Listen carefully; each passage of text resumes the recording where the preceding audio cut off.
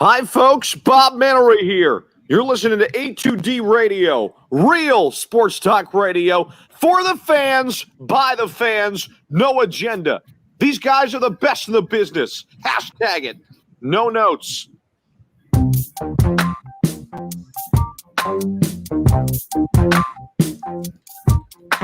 Did you just get here? Hold on. Hi, folks. Bob Mannery here. You're listening to A2D Radio, real sports talk radio for the fans, by the fans, no agenda. These guys are the best in the business. Hashtag it. No notes.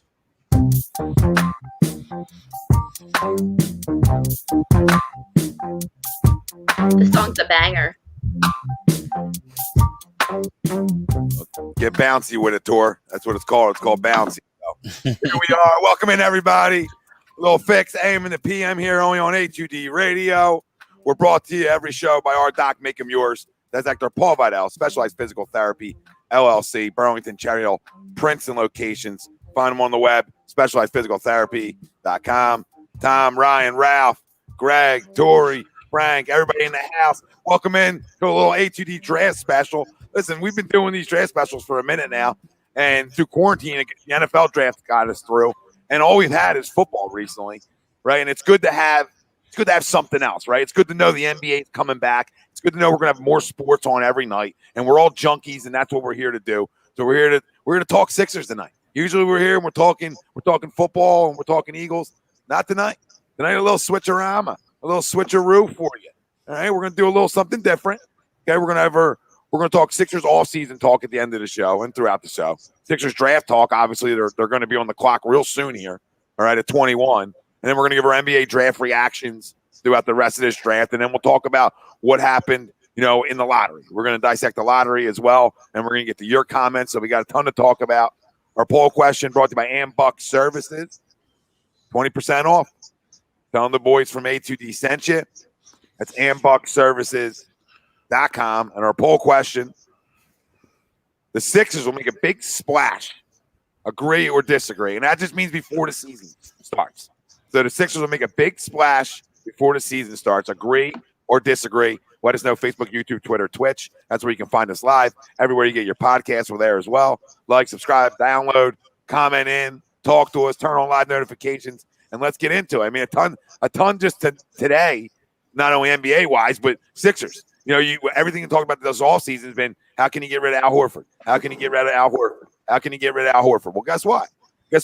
Credit to Elton Brand and Daryl Morey, because they got rid of Al Horford's contract, and they brought in somebody who can spread the floor with, and that's Danny Green. You can say whatever you want about Danny Green, at least he can spread the floor. We need shooters around Ben Simmons. That's what we talked about. I think that's the direction we're going to go at 21, too. But to the poll question, the Sixers will make a big splash. Agree or disagree? I mean, big splash? No. I don't think it's Harden, right? I don't think James Harden's coming to Philadelphia. But do I think they make another really good move to make this basketball team better? Yes. I think it might be a mid-level guy, maybe better than Danny Green, though, right? So I see something else happening. I just don't see big splash. Big splash is Harden, a top 10 player. I don't see a top 10 player right now, but I could see a top 50 player.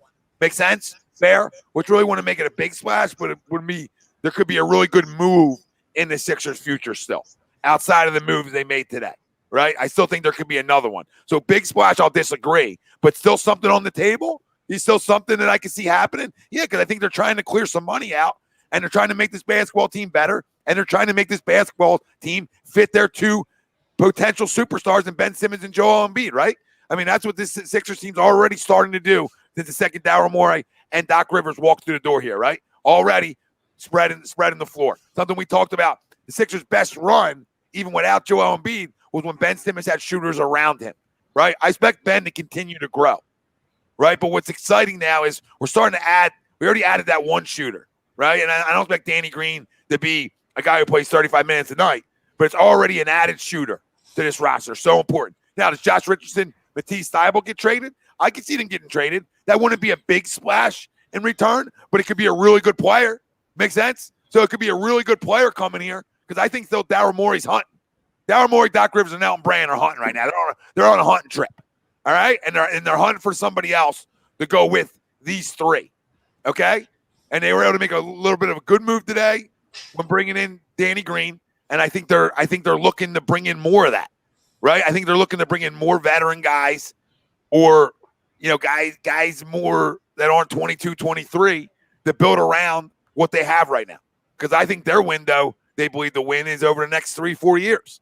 If they got to put a window when we got to start winning. So I think they're already on the road to that. So big splash, I disagree with, but another good move for the Philadelphia 76ers, absolutely could see that. So if you're just jumping in, we're going to talk about, obviously, the Sixers offseason.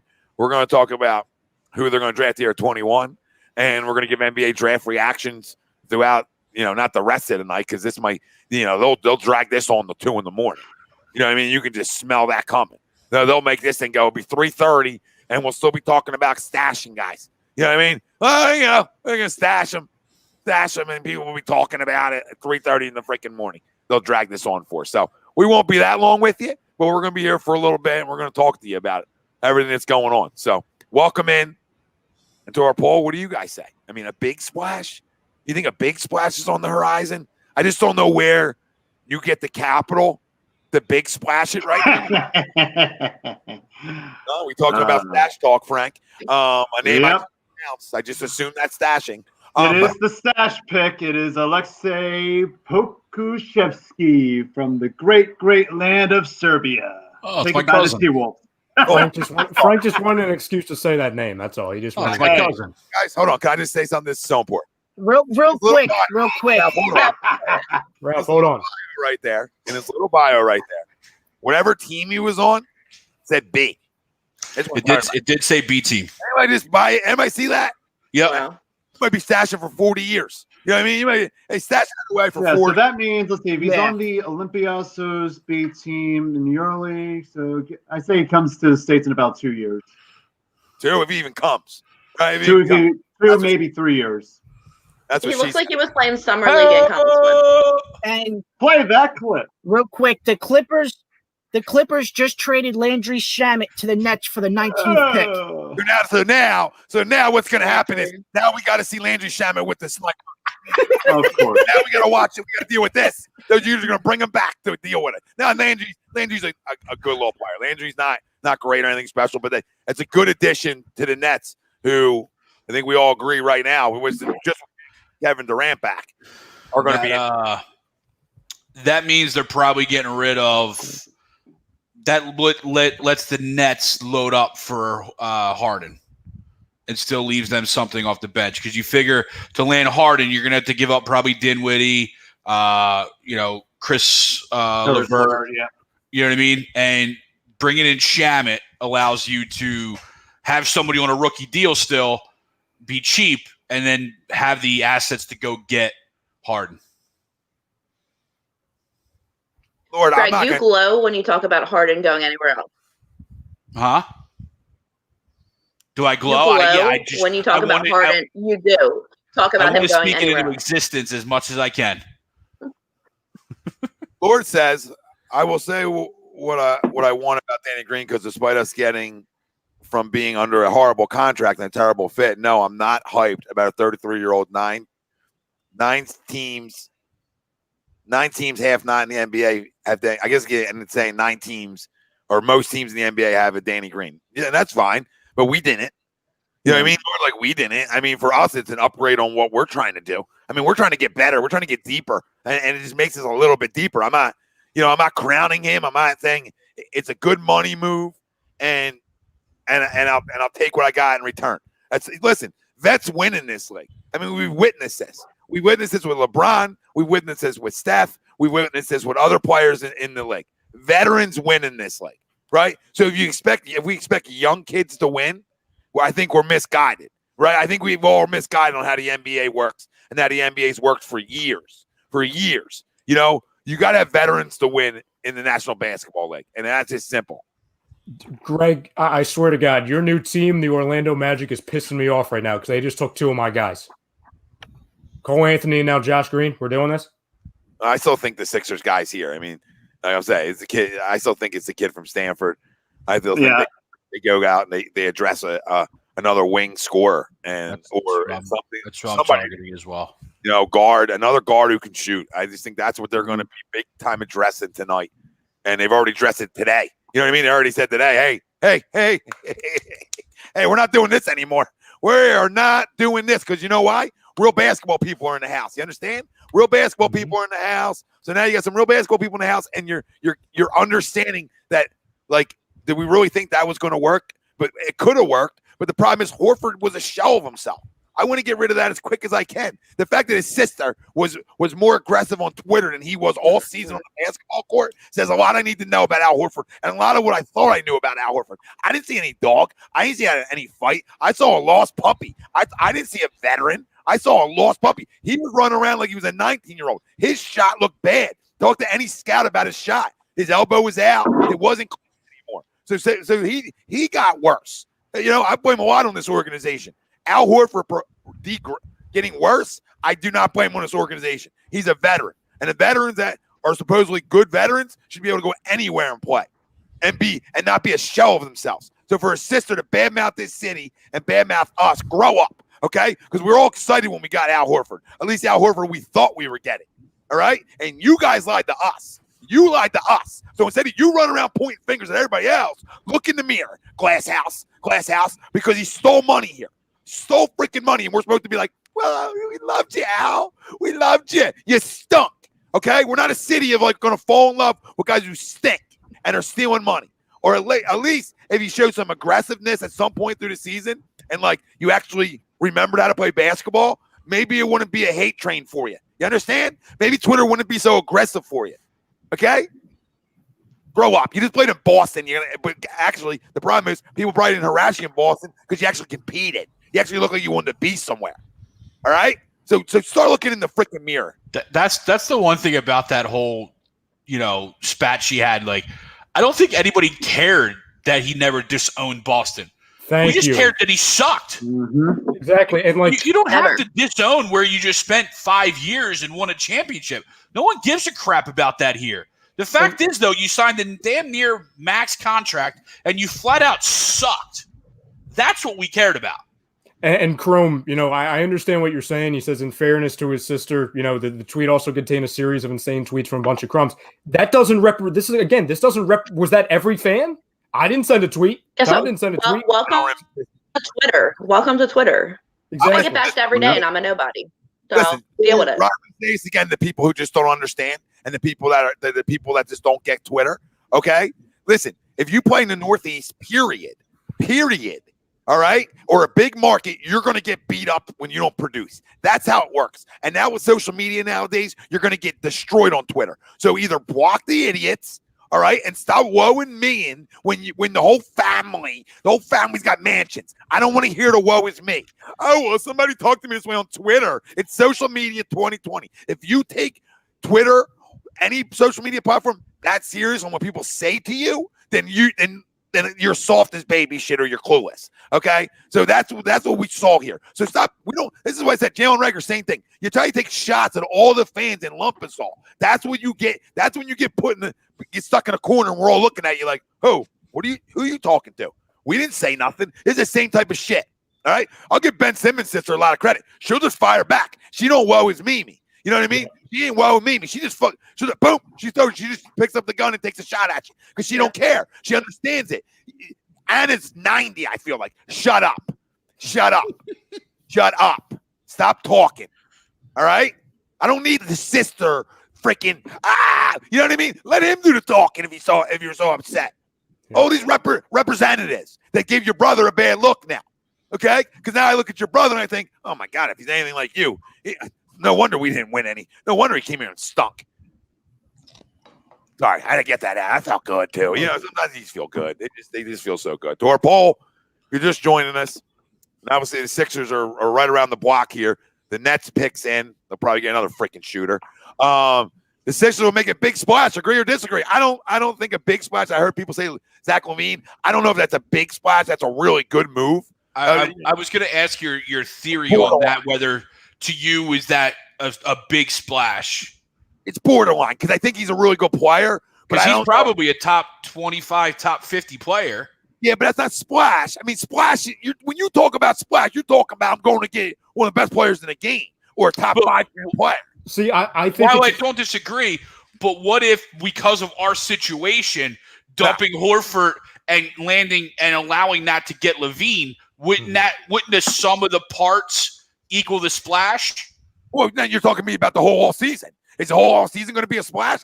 Yeah, I mean, now you're hypothetical with me. Now you're hypothetical with me. I can't get the hypothetical. I don't know. Right now, they've already made a good move, right? I got to expect that they're going to make another really good one, even better than this. So that's where, okay, Levine sounds good to me. It sounds good, but Levine's also not a top 15 player. Like, splash has to be cut off at some point, right? Mm-hmm. Like, not everybody's elite. So he's really good player, dude. He can do a lot of things, and it's like we've seen him do it against us. So cut the splash in half around 15. So anything after 15 in your eyes is just a damn good move. Fair? You know what I'm saying? Like, so I don't think big splash. I think There goes the Villanova there. Yep. Staying close to home. I would have liked him too, by the way. Another shooter. He You goes said to it, Tommy. Detroit. Another shooter. Steve Nash in the house. Steve Nash in the house. Yeah, And Tom, Mike D'Antoni. Tom, I would argue that, and I understand what you're saying. Like anybody that's not a top 15 player, he's not a big splash at all, or even a splash. Oh, he's But going to Detroit. Yeah, it's going to Detroit. It was a 3-team trade. So the Clippers got Luke Kennard, the Nets got Shamet, and then the Pistons got the 19th pick. Wow. Okay, so they drafted Chapman at 19. Yeah. So he's going to get drafted the same spot pretty much the last time he was drafted. Gotcha.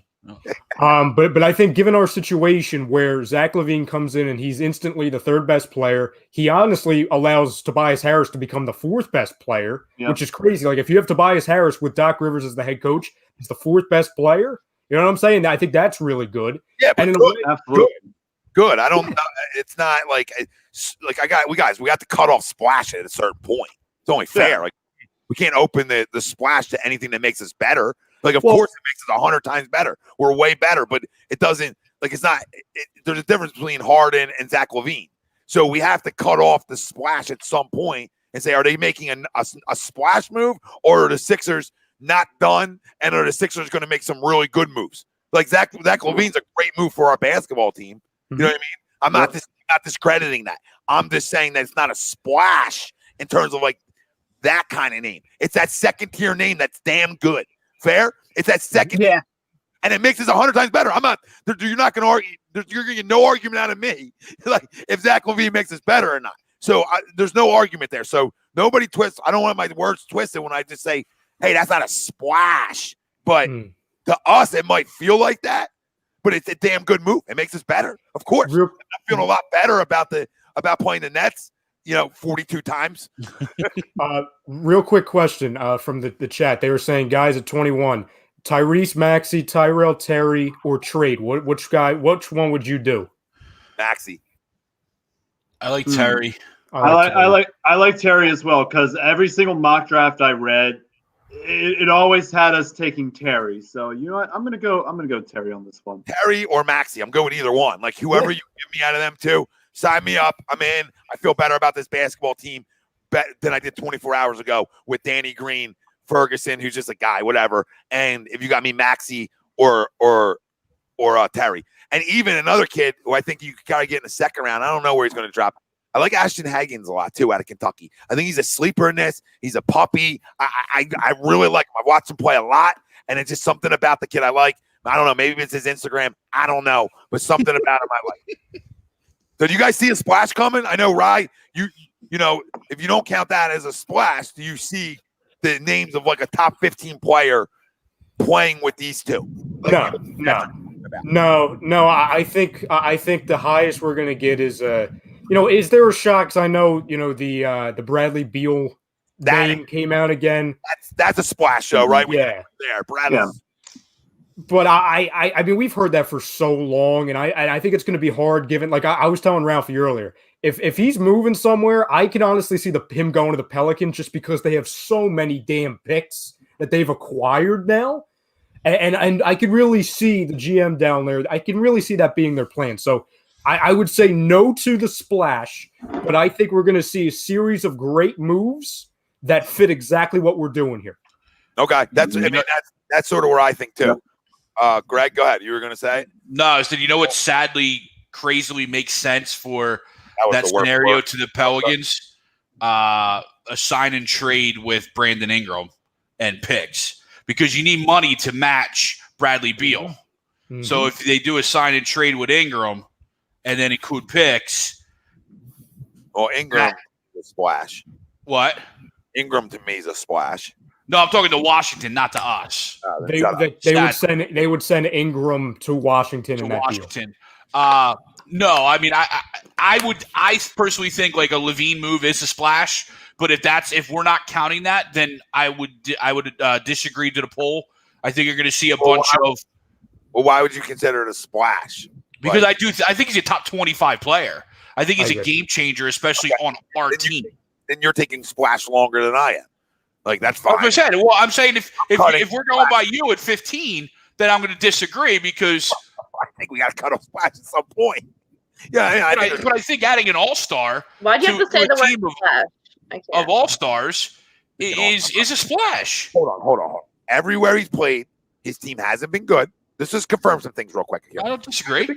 Hasn't been good, and we've witnessed guys that are the main option places that aren't good go other places, and that's not a splash, right? Like getting guys who win a lot of games and do the numbers he has, that's a splash. Nothing against the kid. He played for a young team, but he also played other places. His team's never even been competitive, right? They're winning 9-10 games a year. No, I understand that, but we at this point of his career, it's not a splash. It's a I just don't know if we should label that for because then you're looking at the kid from Phoenix and he hasn't won anything. Who? The kid from Phoenix. Win anything? I said at least win some games. I mean, Devin Booker just went on a run in the bubble. You know what I'm saying? I'm just saying, like, the kid's never won even won like 20-something games anywhere. Everywhere he goes, they're horrendous. And that's like, all right, you're the best player. I mean, give me 25, 30 wins once in a while at this point of your career, right?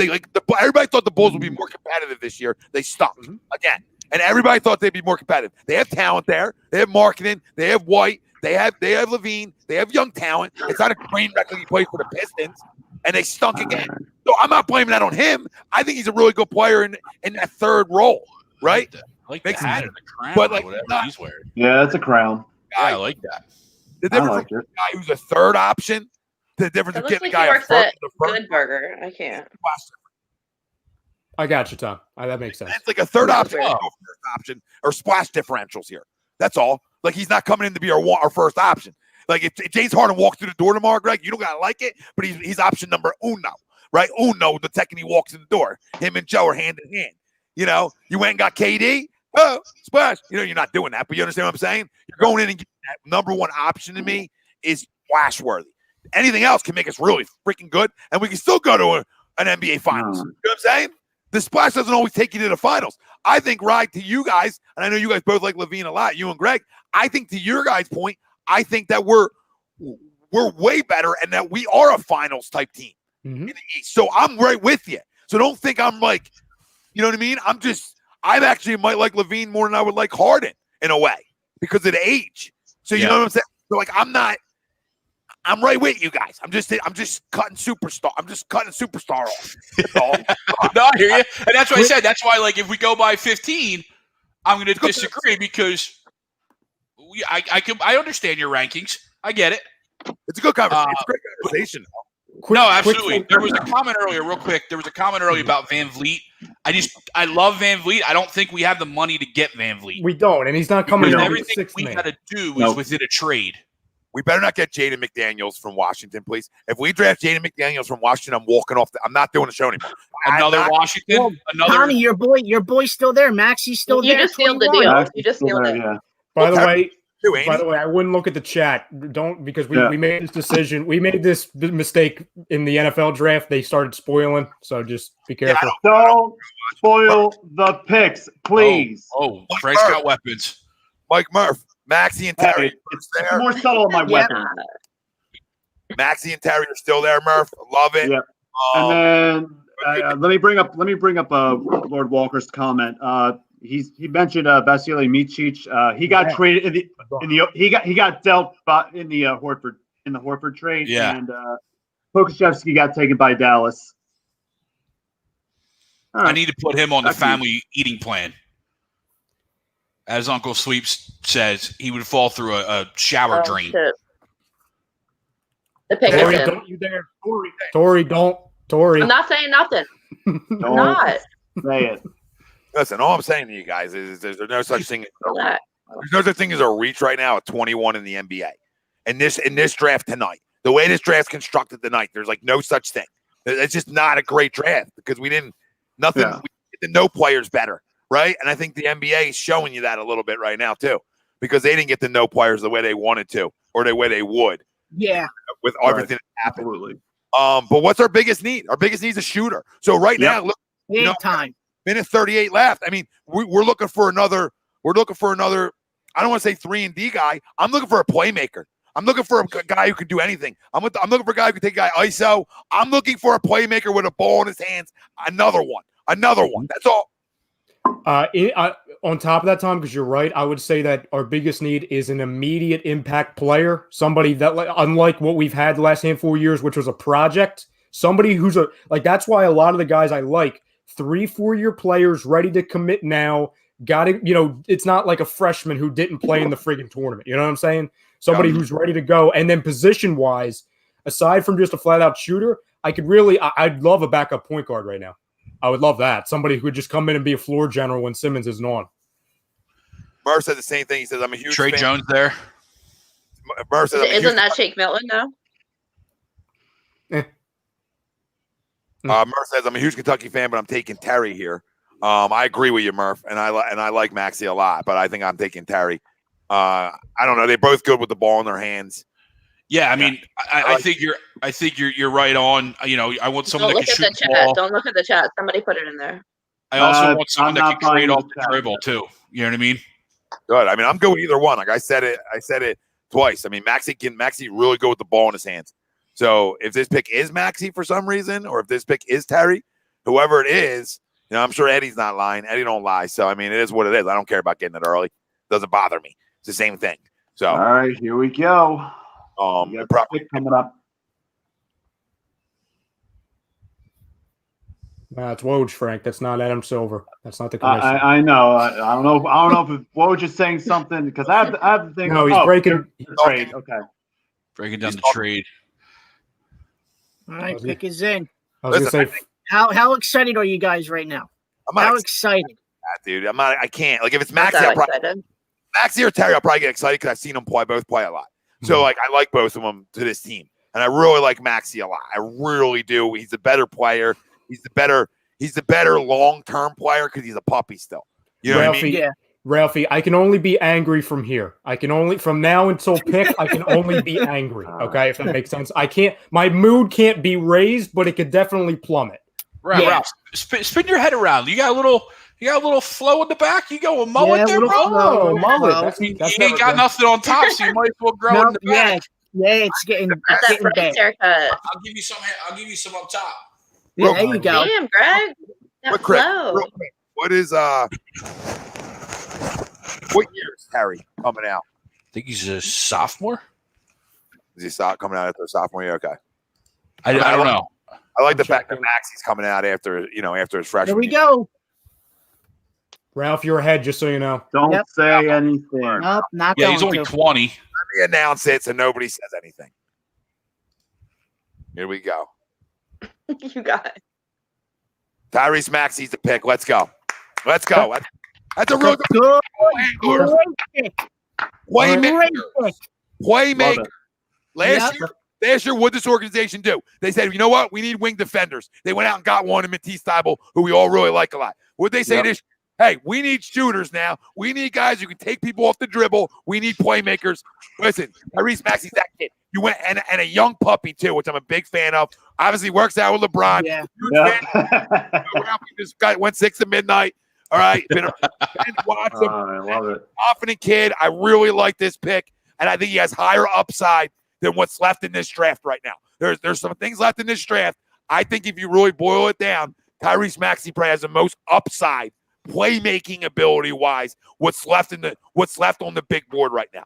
Absolutely And and listen, he'll palm you up too. Guy's not scared to play defense, and he's 6'3", not a real tiny guy either, and he can run off the ball, he can be on the ball. To me, he can do a lot of things, and I like it a lot. And we needed a shooting guard. You know what I mean? We needed a shooting guard that, and I think all our opinion, will probably have a better career than what Josh Richardson's had so far. Fair? And Josh Richardson, solid player through his career. I think Tyrese Maxey has that ability, but way more of a playmaker offensively. Defensively, I think he has that same ability to a point, right? But offensively, I think where the kicker is. I think his offensive skill set that limit's really high. I just do. I think that ceiling's really high on his skill set offensively. And I completely agree, Tom. I think right now, like we were talking about a few moments before the pick, we wanted kind of that instant impact player. This kid's not a project. He's going to be able to be, at worst, an instant offense off the bench type of a guy. He's going to be like a Kobe White-ish type player. And his style, if you look at how he moves, now granted, this is like peak potential, but peak potential is like a Lou Williams, for example. So we know Doc Rivers likes using those, working with them. So I'm a big fan of it. I really am. No, and you know what's nice? He can shoot. Yep. He killed us when he played Michigan State. Killed us. Another reason I love him. Because Ralph is scared of him. He killed us. I remember that game. First game of the year. I remember that. The other nice thing is if the roster stays somewhat intact, right? He doesn't have to play a huge role right away. You know what I mean? Because you're probably going to have Josh Richardson in the starting lineup, or however it shakes out. Shake maybe, right? He doesn't have to come in and be an impact guy right away, but he's going to get minutes because we obviously know what that bench looks like. So it's a good – I like the pick, and I think he's in a good spot here to not have to have a lot of pressure right away and find his way into the game or into the league because of being so young. Yeah, I mean, this pick at 21 is a home run to me. This pick's a can't miss pick to me at 21. I truly believe it. Like, I don't think you can go wrong with Kentucky, and I think you can't go wrong with this kid. I truly believe it. We need instant offense. We need guys who can score.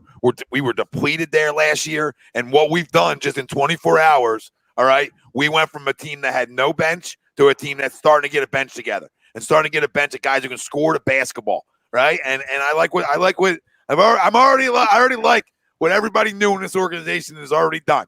All right? What do you guys say?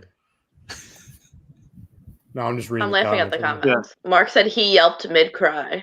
Listen, Mark, the whole freaking first round. I want too much. Everybody cries during the first round. The whole first round's been emotional. Yeah. But do they yell? They just got that Mama I Made It money. Mm-hmm. You guys talk. I want to hear what Doc says real quick. Okay. To the people. I'll read some of these comments off. By the way, he shot 45% from three against teams in the top 25. And you know what's great? It's not a Markel lighting up Pac-12 guys. No. Why you guys say that name on draft night? Why it's preparing Greg for converting to becoming an Orlando Magic fan. Yeah, I was gonna say, of course, because that's his son now. He's on the Magic. That's right. No, I absolutely, to Tom's point, like we talked about, what was the big? I mean, there was a lot wrong with last year's Sixers team. We can all agree with that, like a lot wrong. But the big thing is we were looking at our bench. We were looking around outside of Ben Simmons and Embiid. We were like, okay, who are the friggin' scorers? Who are the flat-out scorers? Who are the playmakers? And really, we didn't have too many at all. You know what I'm saying? Here's a guy that fits that role perfectly. And like I said, he's going to be at worst. It's going to be hard because when it's tough to really project because people always ask us, like, how many minutes is he going to play? What is he going to do here? Because I feel like the misconception with first-round picks is, he should be a starter. Well, if he's getting drafted on a really solid, really good team like the Sixers are, that are going to be making even more moves, you're not going to look at a kid that'd be like, he was picked in the first round. He's going to play 30, 25, 30 minutes. But this is a guy to where whenever he comes onto the floor, he's going to be able to flat-out score while also developing things around him. And that's what we needed. That's what we needed this entire time. And you got a shooter, which you guys need. Yeah. Gavin saying maybe how he can learn. Say it again, Tori. I love how Ralph goes, you guys, like he's not a part of us at all. Listen, I'm glad he's saying that. At least he's not saying we, because he's not allowed to say we in this discussion. Yeah. Eagles shows, Well, yes. he's wearing his Sixers purple shows, shirt, no. but Yeah, I'm glad he brought it out. Of course it says finals. It's all love. It's all love, guys. It's interesting too, Tori, because like before they won the finals and everything, I'd have to really beg and tell Ralphie like, "Hey, where are the Lakers?" And he'd be like, "Nah, I'm good." Seems like that was like once the NBA finals stuff arrived, it's like, "Oh, I'll wear it." A load of bullshit, right? It's a lot of really. I have text. Do we call that a bandwagon? No. Tell him, Frank. No. What? No to me? No to him. Oh, okay. I was gonna say we have text messages. Things are on. Yeah, there were messages. There were things said. Maybe on a certain streaming platform at certain hours of the day. I don't know what that is. TTP says, "I love that he's from Kentucky. I just love that he's not from Washington." Hey, yeah, probably pretty good. We're playing in the Pac-12. I'm fine with that. Murph says, Maxey is a combo guard who fits perfectly with this team. He plays defense, can handle, can shoot the ball. I think he will improve as a shooter too. He's aggressive, and with Ashton Hagans, was the heart of that Kentucky team. Yeah. And who was the big? Who was the big that was with him, Frank? Because the big is in this draft too, right? Let me look that up. Okay. You guys want to hear what Doc had to say? Yeah, absolutely. So, out of the things he said, the one thing I can take out of it is no mention of Tobias Harris. Mentioned Ben Simmons and Joel Embiid twice. But that's not a shot. I don't think that was like a shot. I'm just saying he didn't mention. He said we have good other players here, etc. But he said, that's kind of telling, though. Weird. But we have one of the best defensive teams in the NBA, or have the ability to be one of the best defensive teams in the NBA. They asked him what they thought about the pick. Obviously, said he's happy about it. That's an obvious one, but said he's tough. And I like to hear that word because we already know he likes to get palmsy, which I'm a fan of. But he said he needs guards and playmakers around Ben Simmons, and I think he's speaking of what we all know. And finally, we have a basketball guy in here that believes that. So everybody's thoughts on that. I mean, listen, I can't tell you enough. I'm not talking about like a 10-time All-Star here. I'm just talking about this is a home run pick at 21. It's a feel-good pick, Tom. That's the thing. We've come out of this draft both with arguably every draft, but the last handful of years with the Sixers, and we've kind of been like, You know what I'm saying? Like, even with the Thibault, which looks like a good pick, unless we use him for trade, which, by the way, goodbye, Thibault. It was kind of like, Zaire Smith. You know what I mean? LeBron James, LeBron James has tweeted. If you want to hear it.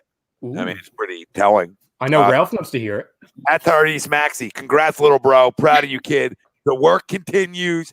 Philly got a good one for sure. When the king is spoken, people. Yep. We love when the king speaks highly of stuff that's coming here. The king is spoken. I mean, listen. I like to pick even more. I can't. That changes how I feel, definitely. Yeah. I don't know if anybody can feel bad about Tyrese Maxey. To me, Tyrese Maxey's a top 15 player in this draft, and I don't know why. Probably because there's not a big enough sample size of him is why he dropped. Yeah. Exactly why he dropped. If he's probably a kid that would have went back for another year if they didn't know what was going on, and he probably would have been a top 10 pick. He's just a little raw. Or go ahead, Greg. Or would have developed into a top 10, 15 pick if he had a March Madness to play in. Exactly. And you can even say that with some of the players in this draft. Obi Toppin, like many people thought he was going to be top 4, top 5, no possible Dayton run attorney. He fell right to 8 to the Knicks. Well said. Yeah, I think a lot of it sucks that there wasn't like you were saying, Tommy, with the guys that went where they were tonight. If there was a March Madness and there was a draft combine and stuff like that, I think you would have seen a lot of players that dropped in this draft go a lot a lot more did. It's just that you didn't have what you had because with everything that was going on. And you could look at some of the other players. Tyrese Halliburton, Iowa State. They could have easily won the Big 12. Yeah, easily, yeah. Yeah, I mean, they could have upset Kansas. The both Florida State players, Vassell and Patrick Williams. I mean, Williams being the true shock of the draft, going at 4. Nobody expected him as a lottery pick. A lot of the drafts had him outside the top 10. I love that comment out of TTP. He says, my bro just said he's worked out with Ben, so he probably gave Doc and Maury the nod. Yeah. Oh, yeah. Yeah. Absolutely. Getting back to Tom's or Doc's comments, though, the not mentioning of Tobias to me is a bit to read into, right? You know what I mean? Yeah. Like we talk about our poll question being a splash. Well, maybe we now might have to rethink that because we all sat here and all thought heading into the offseason, most likely only one was going.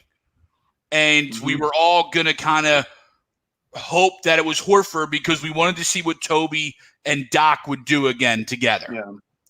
But knowing where we are cap-wise, we knew most of our moves to either improve or get younger or whatever had to be done via trade.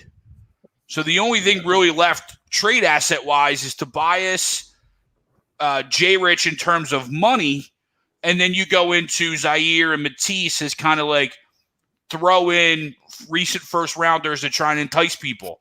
So now it's got my head spinning as to what potentially is coming down the line in terms of what else is coming, right? Obviously, we got Danny Green and got out of Al Horford's contract, and that is one thing. But which is huge. I was kind of hoping that Al Horford trade would have, for me, would have netted somebody a little bit more impactful while also getting rid of it.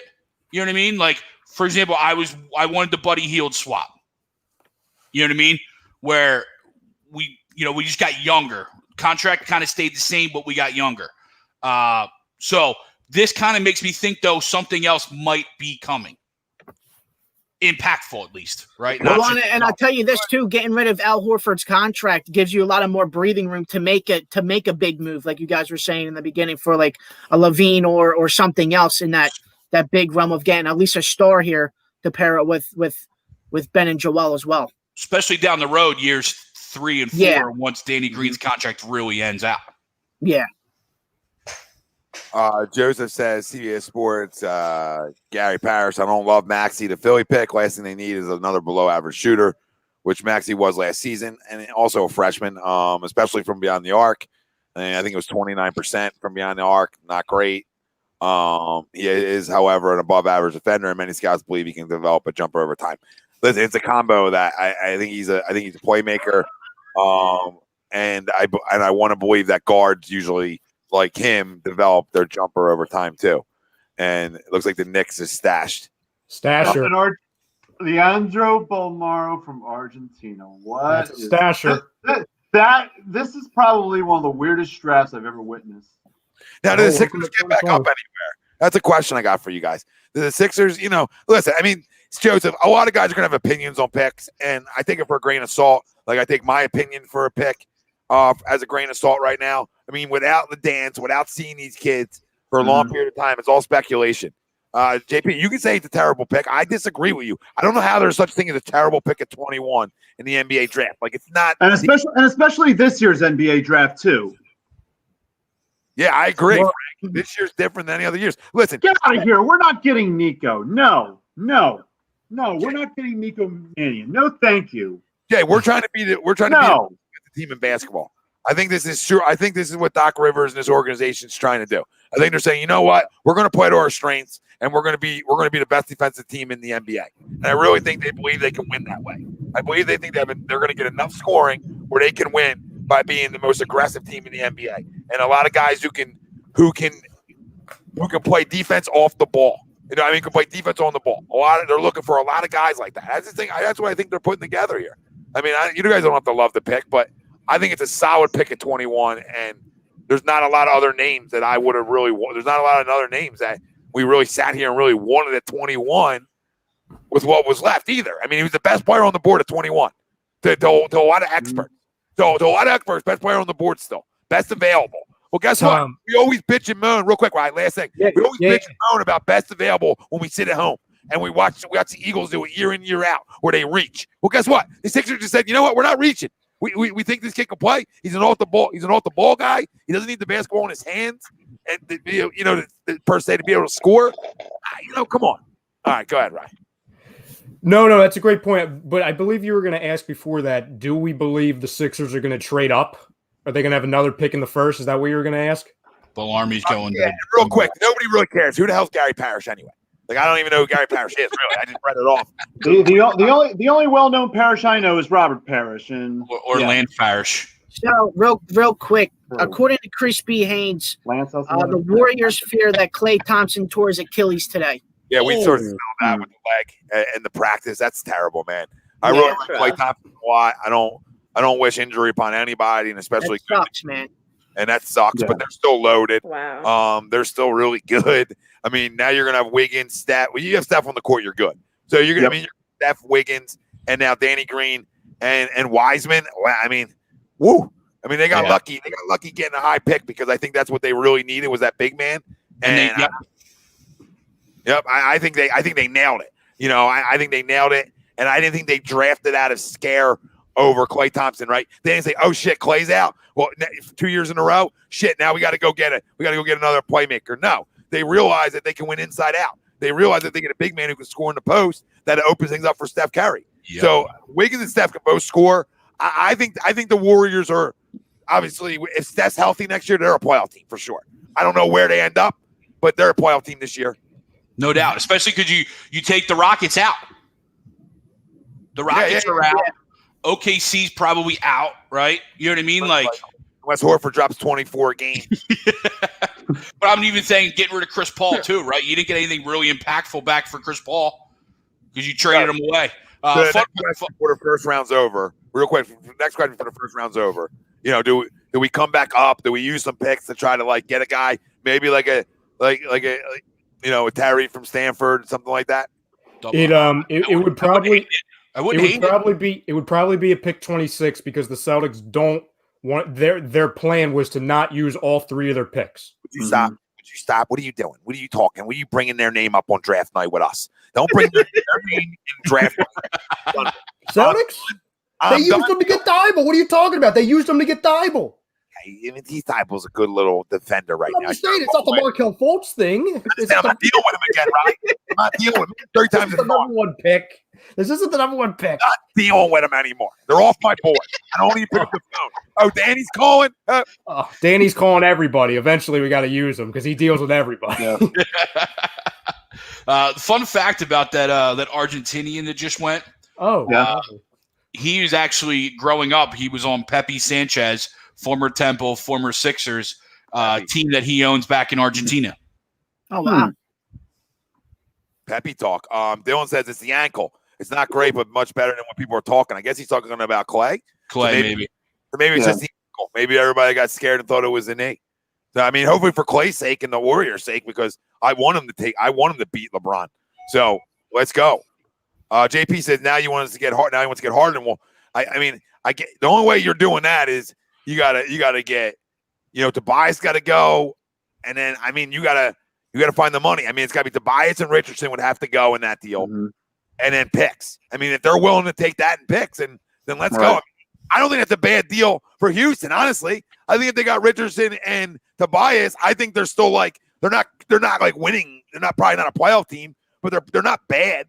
They're not going to be, you know what I mean? They'll probably be a 9-10 team, you know what I mean? But they're not going to be like the worst team in the NBA. You know, they're getting 2 guys that can play. It's not like these 2 can't play. You know, so, but I don't think they're not anything special. But it's weird that Doc didn't say Tobias. But do the Sixers do anything, right? You don't, you know, do they package some of these later? Try to get one more air quote impact player right now, or do they? It might end up being 36, 49, 58. It could just be 36, 49. But I mean, we still have 3 to play with right now. And plus, here's the other thing: a lot of these teams, the second round picks are important because they don't have the 3 years of the. You know what I'm saying? They only have the 2 years of the. You know what I'm saying? Of ownership. You don't have to control that extra year of contract. Yeah. So that's important to some teams. No, you're right. You're right. If some teams want to stack.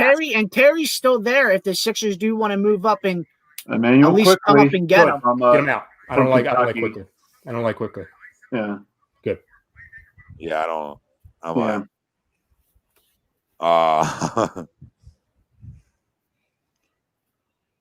What happened, Joe? It's been. It's a Sixers injury joke. That, Joe. Don't do that. You got all. Listen,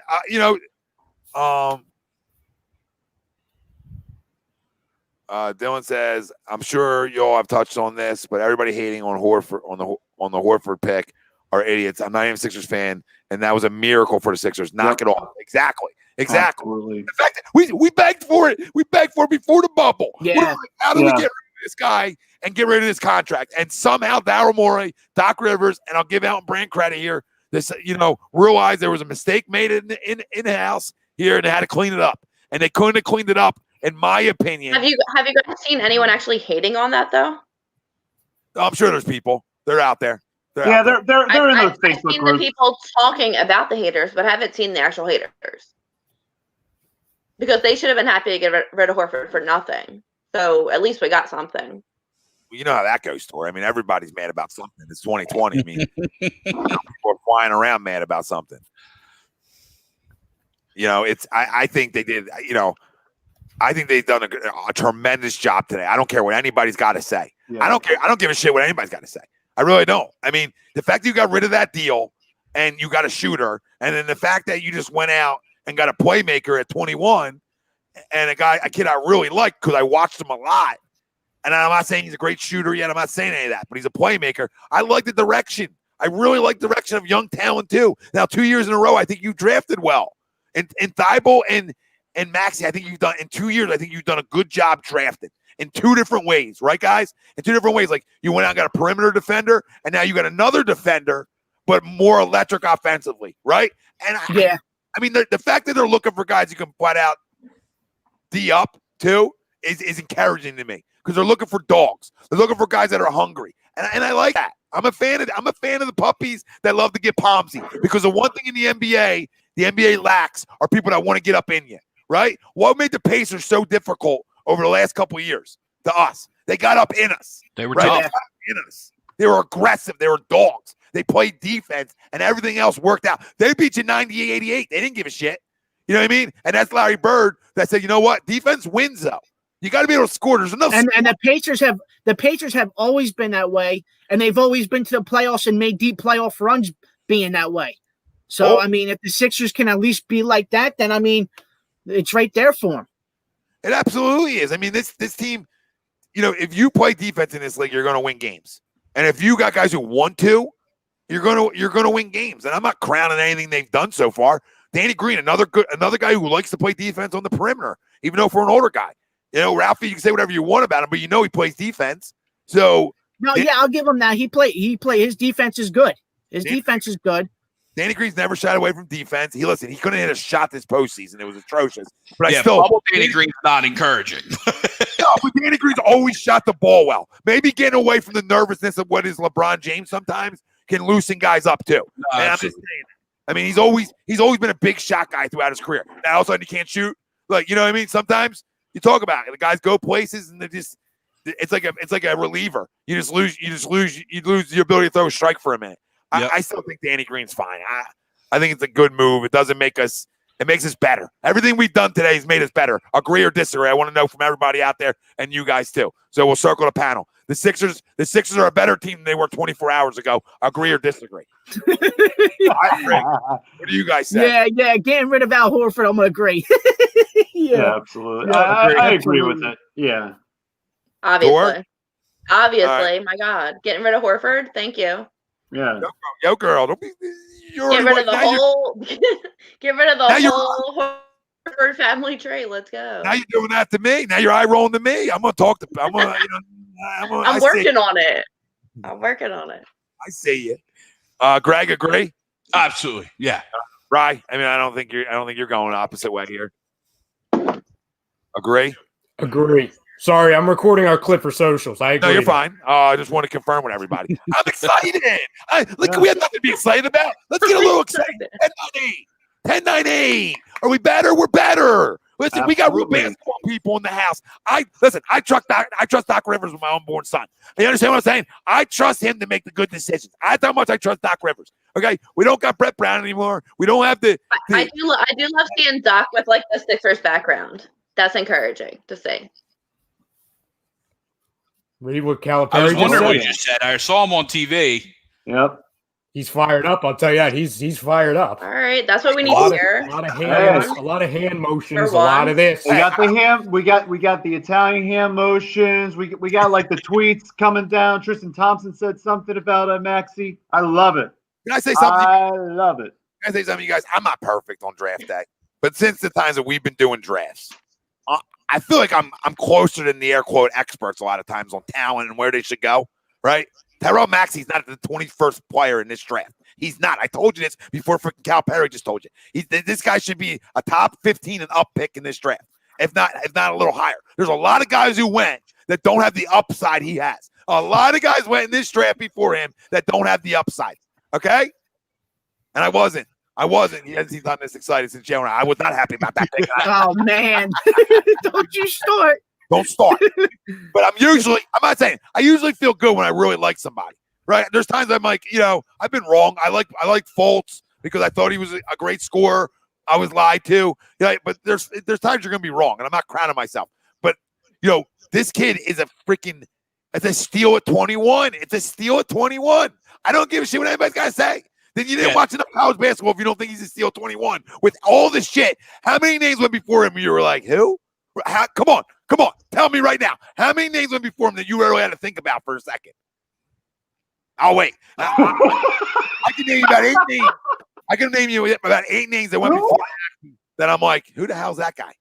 And I watched the Celtics. The Celtics. I mean, I'll go to say people were excited for Markelle Fultz, though.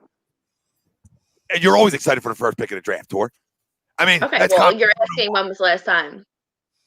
That didn't go so well. I like Matisse Thybulle last year. I thought he was a good defender where they got him. Were you this excited? Rich is pretty good. No, I wasn't this excited. No, because Max. Were you shotgun your energy beers out of a beer bong? I would. But listen, I'm just telling you. I did think he's like, we're better. He should be a top 12 pick. Sorry, I'm even going to up it. He should be a top 12 pick. Look at all the guys, the names that went, guys. Come on, look at all the names. You're like, who the freak? Come on. But by the way, Frank, I wouldn't be laughing at Peyton Pritchard. He's a pretty. I would have been. Yeah. I expect that pick out of nowhere. Like just looking at the best available, and like he was one of the best available. I would have taken him at 21 in 2 seconds. Guy's a 4-year player, good at everything. Maybe it's just to me not watching enough Pac-12 basketball. Yeah, you got it better early. Yeah. I mean, Pac-12 basketball after dark, like, yeah. Yeah, he can play, Frank. Yeah, this isn't. Yeah. When I read the resume, all right, I'm like, all right, I take it back. I was just surprised of what coming out of nowhere. Lord, what I'm going to say to you is, I know it's not that worthy. He does it all the time, but usually his players can play at the next level. That's all I'm going to say. I mean, usually he has his guys NBA ready.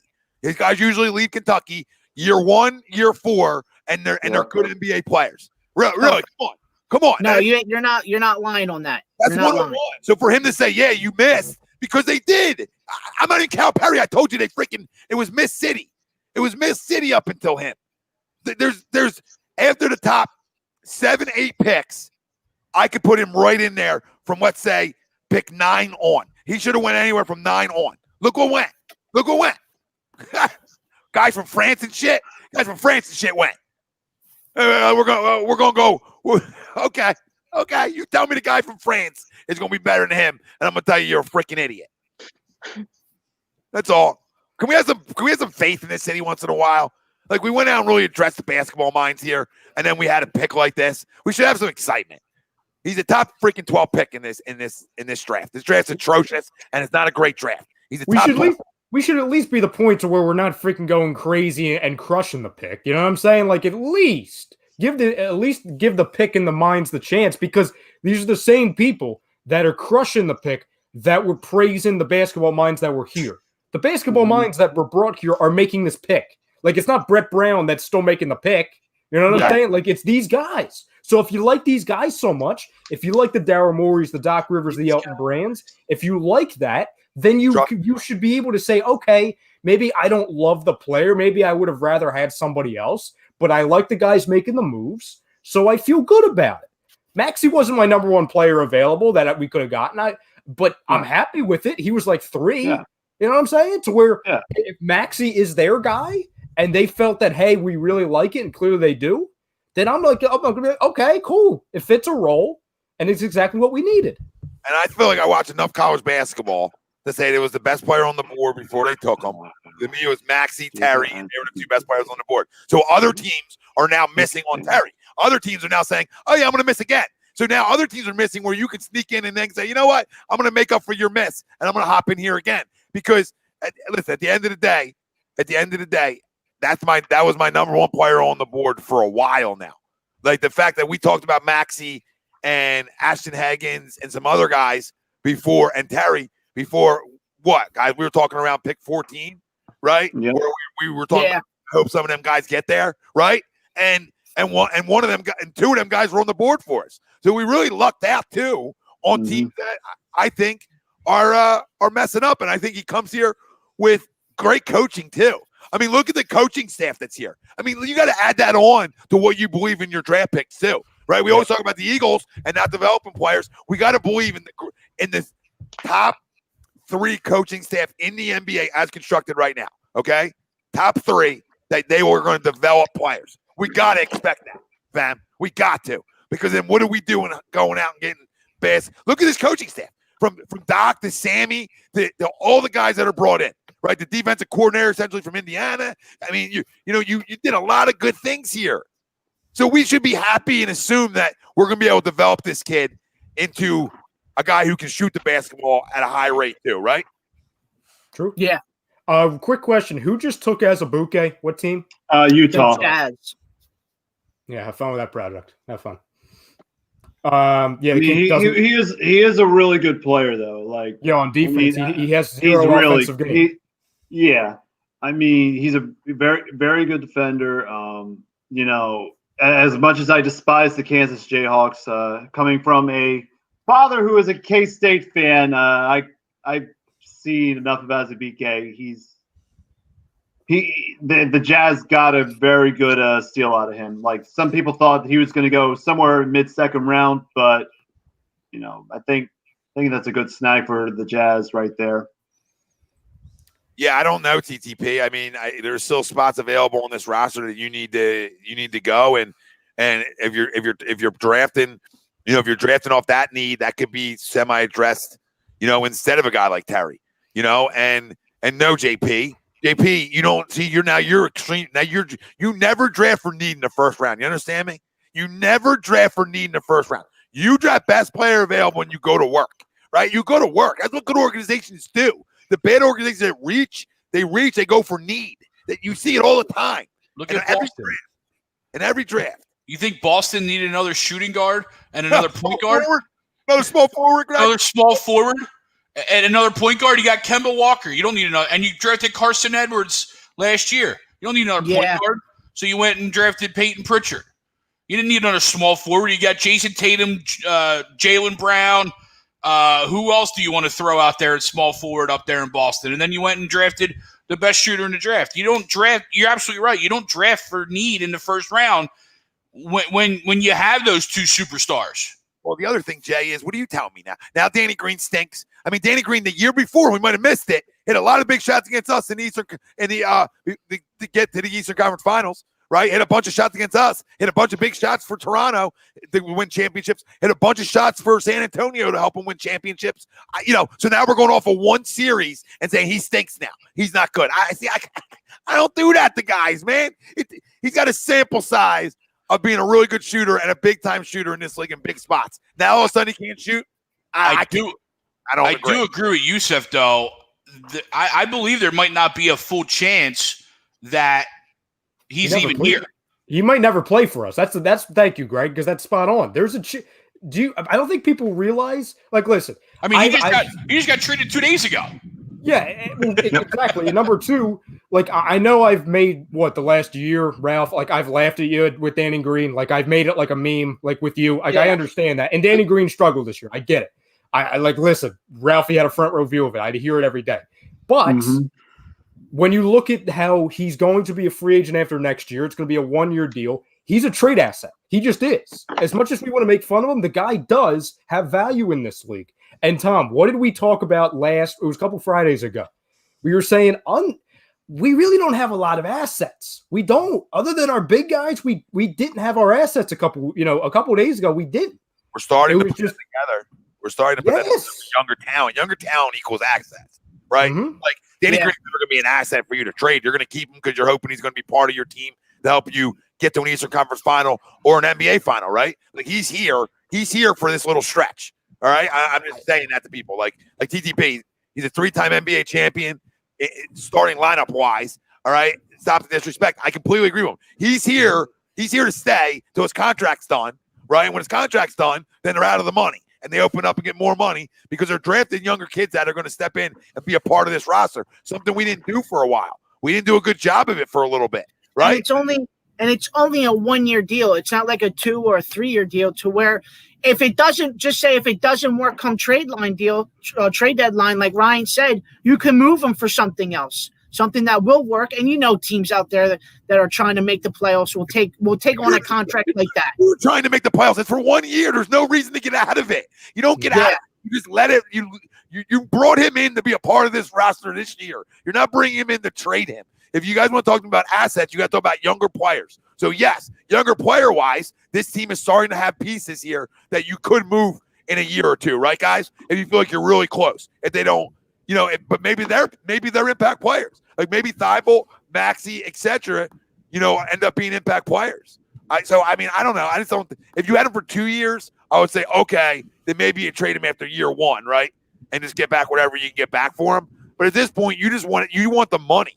You know what I mean? You need the money. So at this point, they let it play out for a year. Then they clear the money. That's the important part. The $15 million is important for this roster moving forward. And it's important for this basketball team right now to have a guy like Danny Green. You can't have enough. Listen, you can't have enough winners in this locker room right now. You cannot. I think it's a great veteran presence in this locker room. Hey, Ralph, have fun with the Washington Husky crumb. That goes to Minnesota. It's not their pick. It's not our pick. Nice. Good for you. Yeah. It's Dennis Schroeder. That was Dennis Schroeder. That's Dennis Schroeder. So he's going to have fun with Dennis Schroeder, Greg. And Murph's right. Like, we're getting upset about a guy who's going to play 15 to 20 minutes and then won't be here after this year. Like, yeah. I mean, if you don't want guys who got rings in this league on 3 different teams, then I got that's been a role player and knows his role. I mean, what else do you want? I mean, we have our 2 essential superstars, guys. So we have to build role players. This is role player city now to try to construct a roster that can buy into each other. Okay, this is what they're trying to do. This guy's won everywhere he's been, and we're gonna trash winners now. Shit, what have we won? What have we won since '83? So I mean, it's about time we started bringing some fucking winners here. Right? I don't care what he's got in the finals. He's got another goddamn ring. So something was right in that locker room. Something was right in Toronto's locker room. Something was right in San Antonio's locker room. Yep. No, you're right. And again, coincidence that you go everywhere and win. Sorry. It's not a coincidence. No, it's right. You're correct. And also you look at it too. It wasn't everyone looks at the trade and be like Ralphie and I were talking. Ralph, you're not the only one, but I'm using you as an example because I can. That you're like, oh my God, we're getting so excited for Danny Green. It's not about Danny Green. It's about moving on from Al Horford. We just literally saved almost $80 million over the next 3 years for a guy who's going to be 35, 36. You understand? We got to like who said it? Somebody was saying earlier. Bye, Tori. Nasty was saying, don't sleep on Ferguson, who's coming with Greenwood from the Horford trade. He's a 22-year-old. Tom and I were talking earlier before. He kind of reminds me of Thibault. He kind of does. Obviously, he doesn't have the defensive prowess of him, but he's that same type of player. Yeah, like slasher type. Didn't get a lot of minutes. Probably won't get a lot of minutes here, but it's fine. I mean, it's fine. It's just another younger player that's athletic that you're just trying to bring in as a wing defender, maybe a guy who can slash and score a little bit. It's fine. It's just you got better. You got better. And forget even if you just traded and didn't even get Ferguson back because he's really irrelevant in the most part of the deal. You got better just by getting Danny Green. Your team just got better. We were talking about Alec Burks and Glenn Robinson before, guys. I mean, we have a conversation now. We actually we're deeper there where we say we have Maxey and Green now as part of guys probably coming off our bench if we don't move Richardson, right? Because if we keep Richardson, he's probably going to be our starter, and that's great then. So now off my bench right now, I got Danny Green, Maxey, Alec Burks probably, right? And Yeah. probably, and maybe I put little dog Glenn Robinson back. But if I don't, that's fine. I got Thibault, and I'm probably going to go get another forward of some fashion, either as like one of them vet minimums that we have available. Like I think we have like a couple of them available. Yeah, I've heard Reggie we got about Jackson $5 as a million. possibility. Who, right? I've heard Reggie Jackson as a possibility. I've heard that name rumored. Yeah, but not big enough. We need a forward now. Another Now guard, we're though. No, I'm just saying the name. I understand. Yeah, no. I was saying like we need a mid-level forward to come off our bench because I think Tobias is going to play for the 4, but we need somebody to sort of back up Tobias at the 4. That's what we're missing right now. There's nobody on the roster that's going to play the 4. Yeah, I mean, unless you look at that rumor of like Nerlens Noel, you know what I mean? Yeah, because Furkan's here too, guys. Yep. There's a lot of guards on this bench now, which is a great thing. I'm not mad. Ryan's boy. and I know we bust on him, but Furkan's only 23. You know what I mean? Yeah, he's very young. He's a pup. Stinks. Yes, he is. You Well, watch what's your good mouth for up there, Boba. Stinks. He stinks. Hey, but what's good for Furkan? I'll tell you what's good for Furkan. I'll tell you. Having Danny Bench? Green in the house helps Furkan. Oh yeah. Yeah. And actually having a coach that knows basketball. Dude, I'm not going to put my nose up right at anybody who can shoot the ball. You know what I mean? I'll take him. I'll take him as like a 10th man. I'll take him. Like I'm not trying to kick him out of the city. I don't want him as my 6th man, but like No. I think Greg does. I think Greg wants him as a 6th man. That's my point. Now, after this trade, how much money do you guys now have going into free agency? Because I think it's 2 days away. Free agency. I think it's about $5 million is what I think Bobby Marks said. Opened up $5 more million. Yeah. No, Gotcha. couple No, I just think it's $5 million in general. Oh wow! Like okay. I think we were only around like 2 or 3, and I think it opened up.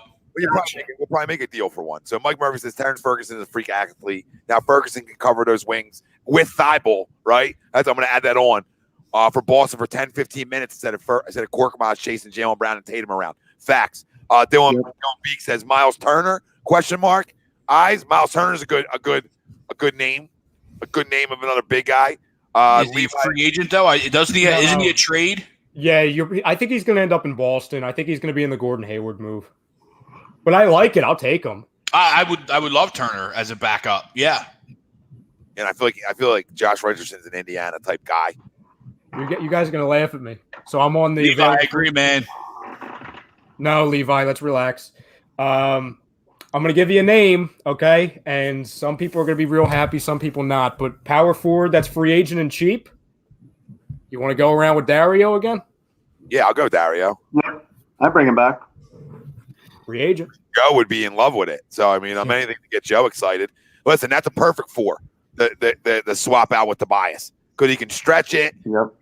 Get to the rim. He rebounds well. I mean, if we would have brought Dario back here as coming off our bench as our backup 4. I mean, this team just got so much better. Oh yeah. Boston's moving the 30th pick. I'm good with bringing back on the board still.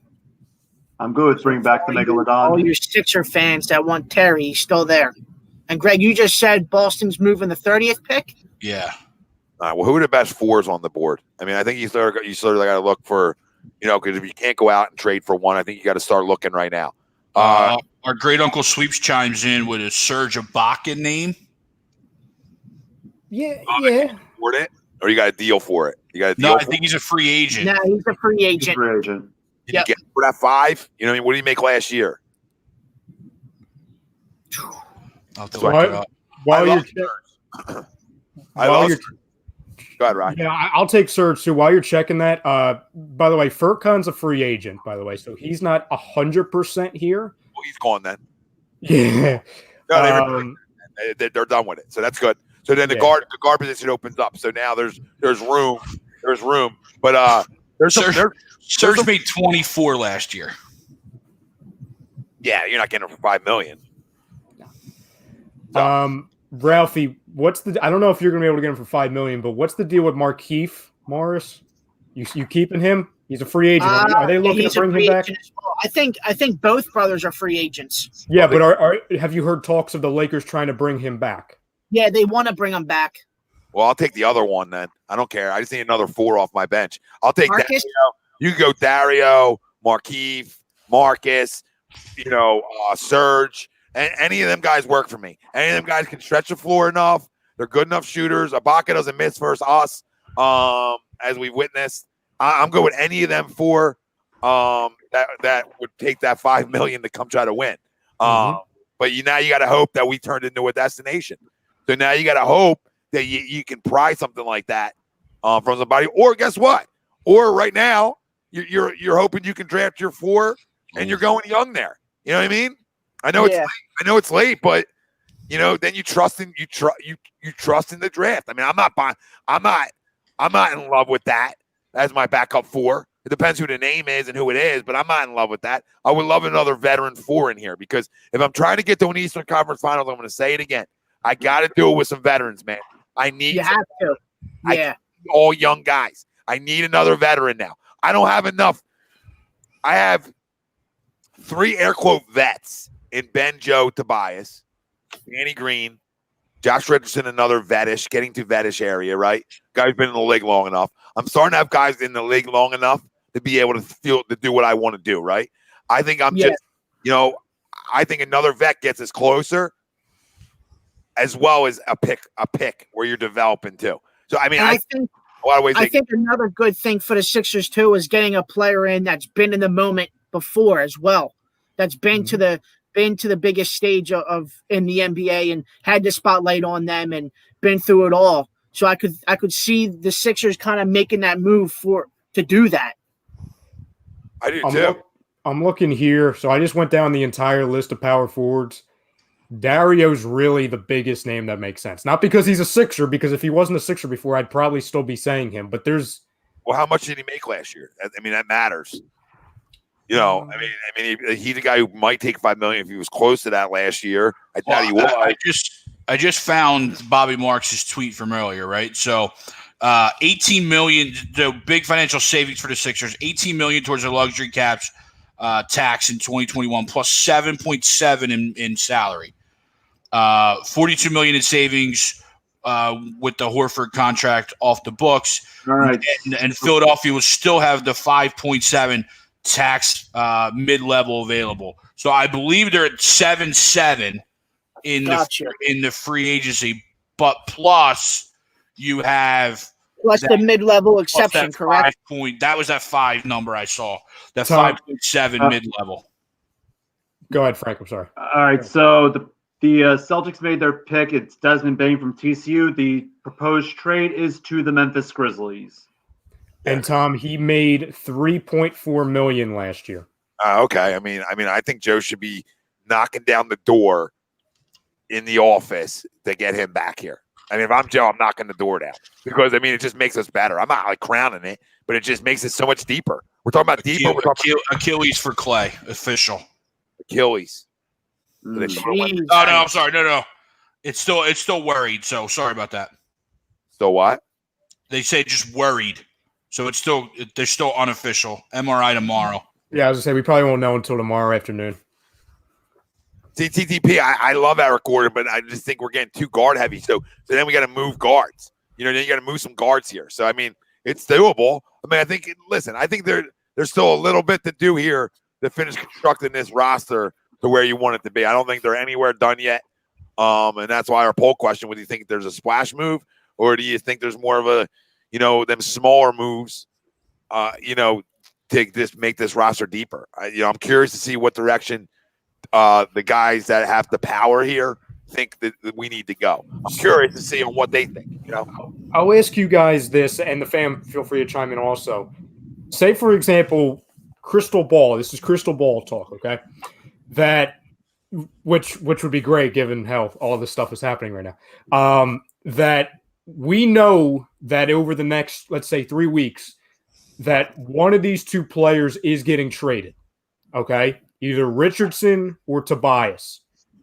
If you had to predict which one it would be, knowing that one of them was gone, who do you think it is? Richardson. Yeah, I think Josh Richardson at this point is the likely guy to be moved. I think he's gone. But he did say, sorry, real quick, he did say, he loves his defense, So, I mean, I could see them both staying right here. I could. Like, I could be completely wrong.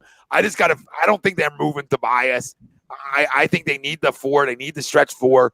I think they're going to with Doc, just because he didn't say his name doesn't mean he's going to move him. I can see how it's telling now. Yeah. But I don't necessarily believe that they have to move either one. But if I had to put a gun to my head, Rye, I would say Richardson. Agree. I would prefer it to be Toby just so I could get out of another contract. But I think Richardson is the more tradable asset because it's less money for less years. No, and Tobias, Tobias, it's twofold. I'm not in a rush to get rid of Tobias either. I'm not going to look at the money as a reason to get rid of him if he's going to be my 3. You need 3 guys. You need 3 guys who can score to win, or like you need that other scorer. Since Ben can't score, Tobias becomes so important. Not that Ben can't score, but you know what I mean? Tobias is important for us to get to where we want to get to. I truly believe it. Like, what? Sorry, Tom. I was reading I just hate these comments. Like these freaking no one wants Richardson. That's false. Oh, I thought it was the other comment. I still want Josh Richardson. I still believe Josh Richardson can play. He was banged up all year. I still believe Josh Richardson can play. He can play in Miami. He didn't forget how to play. He was banged up all freaking year with a hamstring. Not the injury in the NBA to deal with. There was 2 things that plagued Josh Richardson this year. He wasn't healthy, and then his words spoke louder than his actions. But if he was healthy all year, his words wouldn't have been off base. Yeah. And I don't care about the words. Weren't off base anyway. No, I didn't. Murr said, "Do you guys see Doc starting Simmons at the 4 if they can sign a veteran point guard?" No, because I think they're buying into him running the show, and I think that's why they're absolutely going and getting playmakers to put around him at times, and this is what we're starting to see. So, I know Dylan says Dallas is taking Terry. I don't know if that's confirmed or just a guess. Either way, it was Shams. Okay, I saw the Shams tweet. It is looking like it's going to be Tyrell Terry. Yeah, hold on, JP. I like this. I like that. No, I'm just here because you guys need someone to disagree with y'all. A2D stands for Agree to Disagree Radio. We want disagreements. It's not all going to be kumbaya here, and we love it. We love it. Continue to disagree with us, brother. Marquis says, and something we've all talked about. This is absolutely the intriguing side of it. You're absolutely right. Yep. Tobias played under Doc as a Clipper, and that was the best year of his career before he was traded here. Facts. I mean, that's what got the Clippers good stuff. I honestly think there's only one chance. There's only one chance that Tobias isn't here in at the start of the season or at some point, for the rest of the season. And that is if he gets moved for Harden. If he's going to move in a package for Harden, it's obviously not going to be 1-for-1. But if he's moved for a player like that goes back to our poll question, Tom, to where the big splash thing. If we're going big splash, Tobias Harris is probably going. Well, Josh Richardson's in a deal with him in first-round picks. I just don't see the team that's going to go that direction, though. Like I don't see it's like, I'll get rid of Harden and I'll take Tobias and Josh Richardson and picks back that are probably going to be in the 20s. I don't know. I don't think it's enough. It's money-wise, it matches, but it's not enough.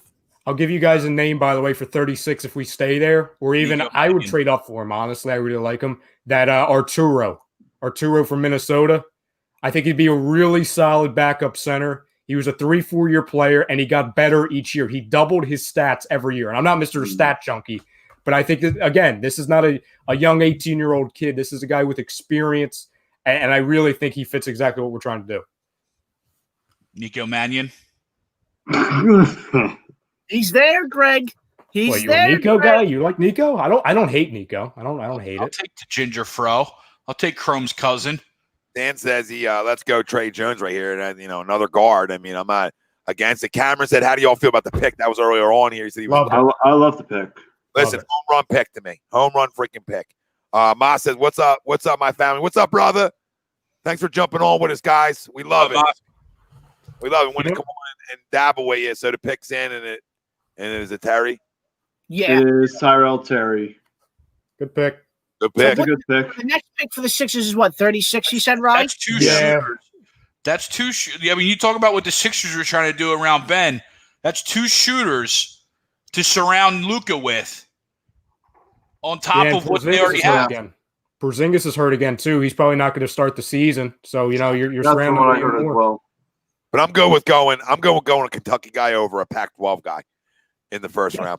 Oh yeah, absolutely. I mean, I'm shying away from Pac-12 soft basketball right now in the first round. I've been burned too many goddamn times. At least Matisse is physical. Matisse, Pac-12 guy, physical. I can't keep going to the well though, because I don't always get lucky going to that but well. Stanford guys are smart in the head. They're great. You know what I mean? I'm not saying I don't like. They're good IQ guys. See, TTP, I love it, TTP, because I was literally going to go here. I was literally going here. I love it.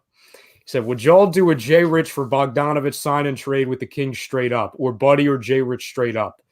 And would the Kings do it? I don't see. Money's too much. I don't know what Bogdan money is. It's like 15, I believe. Well, I think he's going into the restricted free agent, which means whatever contract another team comes with, Sacramento can match it. Yep. I mean, you're going to have to throw more in for that TTP. I mean, Thibel's probably going to have to go in this. Yeah. But I've heard a lot of conflicting things with Buddy Hield. A couple of days ago was that the market was really high for him. Then the market was, and also Buddy Hield has a poison pill contract coming up. So that will definitely throw a wrench into.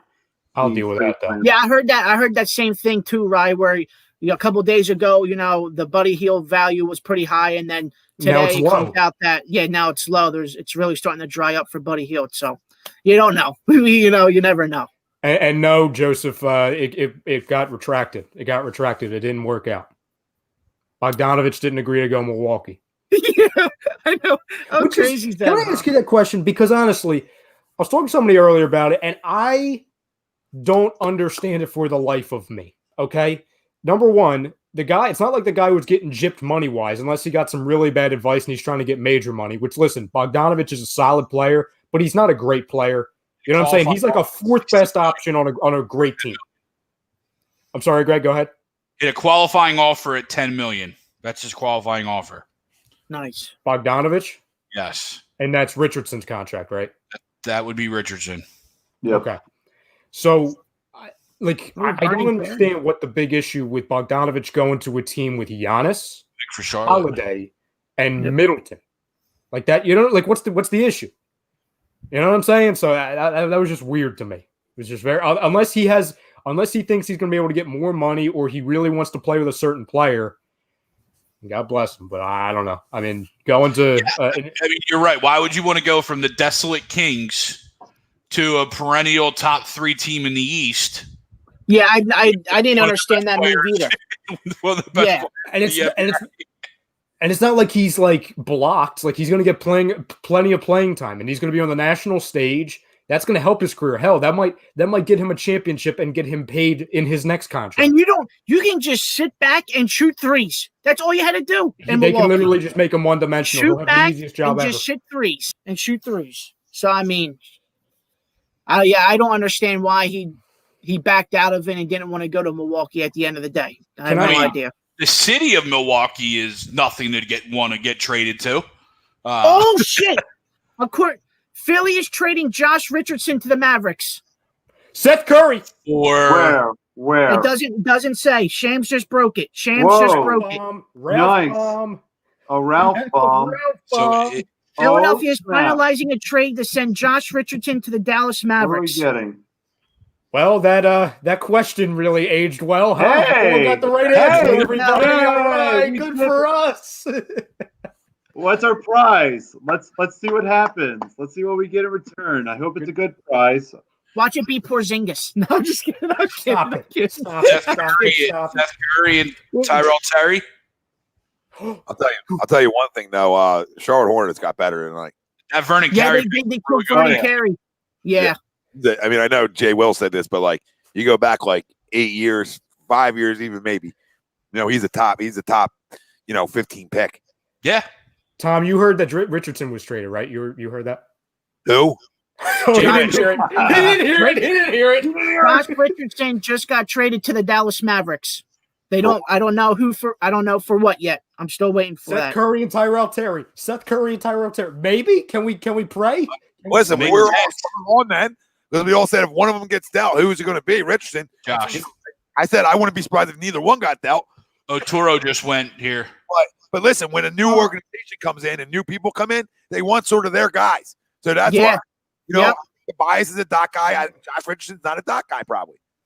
Yusuf, is that true? He says breaking. It's presumed to be the rights to Tyrell Terry. Well, yeah, but there's got to be money involved. Yeah, Tyrell Terry's a second-round pick. Yeah, that's not that much money. Doc's daughter, so. Prism, what do you mean Dallas isn't trading Seth Curry? What do you mean? Is that I didn't? That's just Prism being Prism. Yes. All right, here you go. Dallas is sending Seth Curry to the 76ers. That's it? Yeah, that's what Sham just updated. I love that. I love this. Seth Curry. I love this. Yes, Seth Curry's in the deal. Got to be more then. Yeah, got to be more. That doesn't add up to me. No, it doesn't add up. I think there's more. That's not even enough on our end. I'm sorry. Josh Richardson's a better player than Seth Curry. I don't care what anybody is. Yes. No, you're absolutely right. That's not a home run deal if that's straight up. There better be more in here. There better be it's gotta be more. Hey, dude, you know what? It is. It's Terry and Seth Curry. I'm happy Terry and Seth Curry. Terry and Seth Curry. Yeah, there you go. Okay. All right. Okay. Win deal. Shooter. I love it. Shooter City. Love Tom, it. we talked about it for weeks. And Terry's a point guard, too. So that solves the backup point guard. Yep. And here comes our pick. So that might be the pick that might go to Dallas. I love it. So Woj just tweeted and said Dallas is acquiring Philadelphians, the Sixers, Josh Richardson, and then 36 pick for Seth Curry. So I don't know if there's more stuff to it. Well, we better get back. Like I said, we better get back Terry in that deal. Either way, though, you went out and you addressed another shooter. Okay, and it's not, and he's married to Doc's daughter. It's a win-win. So, and that's crazy. We were just talking about it too. About traded. Guys, we called it on the show, guys. We called it for 2 reasons. We did the Richardson thing, and Tom, we spent on Friday and Wednesday, us and the guys, we spent what? Friggin' 45 minutes, and we were talking about Seth Curry. Not just about him, but we brought him up numerous times. Oh yeah, we brought up a lot of shooters. So I mean, listen, right now, before we know what else is back, what we ended up doing today is went and got shooters. Right, Danny Green shooter, Seth Curry shooter. So we went out and addressed the elephant in the goddamn room that you need shooters around Ben Simmons and Joel Embiid. Win 76ers. Then they went out and also said, you know what, I need a combo guard. Need a guy who can play off the ball, doesn't need the ball in his hands, good defender, and that's Maxey. So, and that's that's who they use their 21st pick on. As of right now, and you got rid of Horford's contract, the Sixers are an A+ today. You understand what I'm saying, everybody? They are an A+ today. It doesn't need to be the splashes that get you to where you want to get to. You just said, hey, you know what? Everybody else is getting better around us. We're going to go get young in the draft, right? Because you still got picks. I mean, so now you're going to have 34 coming up that's still yours, right? Or no, 34 is now. No, 34 is going to be ours, right? Well, 34 is ours. 34 is ours right now. But it's not ours, Frank. The 34 went this morning to OKC. It's the OKC pick. Oh, yeah, okay. So which they pick Teo Maledon. Teo Maledon, point guard France. So that's probably their pick. That's not their pick. That goes to that goes to OKC, and the 36 is going to go to Dallas. Yep. Love it. I love it. So, and we still have 49 and 58. Correct. You haven't done anything with that. Don't we have 36? No, that went in Richardson. That went to. I think that went in the Richardson deal. All right. So when are we up after that then? 49. All right. So you really don't. So that's what they're. I think this is what the trade is. It's just Josh Richardson and the 36 pick for Seth Curry. That's what the trade is. No Terry. No Terry. How much is Seth Curry? But I don't understand that because the money's not adding up. It's close. It's 8.4. Okay. He's making 8.4. How much is Richardson making? No, I'm sorry. He's making 2021. He's making 7.8. Richardson's making 10. There you go. Right. That opens up some. So you always had to match money. So it's not. You have to just be close. You don't have to match. So he's making 10.8. Seth is making 7.4 right now, and Seth doesn't get above 8.4 for his next 2 years. So he's not a. There's a throw-in coming back. There's something coming back. I would think so. Yeah, there has That's strange to me. Oh, and here we go. We got a tweet from Josh Richardson himself. As soon as he found out he got traded, uh-oh. Uh-oh was right. Well, you want accountability, see, Ani. Makes a ton of sense for Dallas, though. That's a team that played no defense and was top heavy. He's going to come in next to Doncic and eventually Porzingis, and he can go both ways. You know what I'm saying? That makes a lot of sense for the Mavericks. Yep. And I like Seth Curry, but the 1-for-1 thing, or really the 2-for-1 with us just getting a 1, it just seems strange to me. It does. Yeah. And you would think. Go ahead, Greg. No, I was going to say, you would think with the construction of what Dallas looks like, right? You obviously have Luka, who's going to play 40 minutes a game. You drafted Terry. Either Terry or Jalen Brunson, the Rick's kid from Villanova. You would think one of them might be involved just to clear space. They don't need 3 point guards on Dallas. You know what I mean? Doesn't seem all that way true. No, I just like I like the deal because I like the deal just because of the shooting aspect. I mean, you're getting a guy who can flat out stroke it. Flat out shoot the ball, Tommy. You know, that guy is shooting the 44% from 3 for his career. Yeah, man. He's not going to score you a ton of points. It's not what he's going to do. I mean, he's never averaged more than 12 in his career, and that's fine. That's fine. I mean, Let's go. Another like Danny Greenish type player to your roster. When we bitched and moaned about what was our biggest thing, was that we couldn't shoot the basketball enough. Dylan, that's not our pick. It's not ours. Maladon went to OKC. Let's go. Yeah, we don't have 36, though, which sucks. But I'll take it if that's what gets you. I just don't understand why we had to put 36 in there. I don't understand why he wasn't just written straight up. I don't know why 36 gets involved. But maybe to move the money. Maybe because of the extra money. That's probably why it comes in. Hey, you're getting, because TTP's at 15 within 15%. So another move that's twofold. You get a veteran who can shoot, right? And you're saving money. So you're opening up that window for another player if that's what you're hunting for. Something's coming. And that's where I thought. And that's where I thought, either the rights to Terry or Jalen Brunson, who's only making $1 million, like to combine them to get almost even money made sense for everybody. I would like Jalen Brunson back in the city of Philadelphia. Yep. I'll take him as my backup point guard off the bench. Absolutely. Tough kid. No. And then what do we always talk about, Tom, right? Pedigree, right? Talk about pedigree. Yeah. For real. Ted said it's so great that Sixers back, isn't it, brother? It is. Michael Thornton says, do you move 21 or Shake? I'll move Shake. I'll freaking drive Shake somewhere.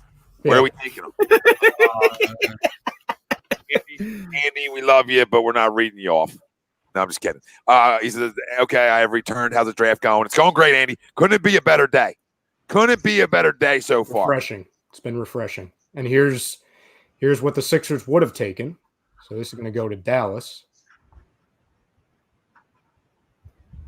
Tyler Bay, power forward. I would probably imagine if he gets there, guys, just because I know it was reported everywhere that the Sixers promised to pick this kid if he was available. 49's probably going to be. I don't think. Sorry, right? Real quick. I don't think 36 is going in that deal, guys. I truthfully don't. I think somebody probably messed that one up. There's a vibe.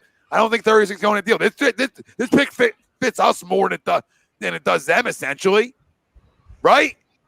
Yeah, I mean, yeah. Doesn't what we were just talking about? We needed a 4. So real quick, just some stats on Maxey.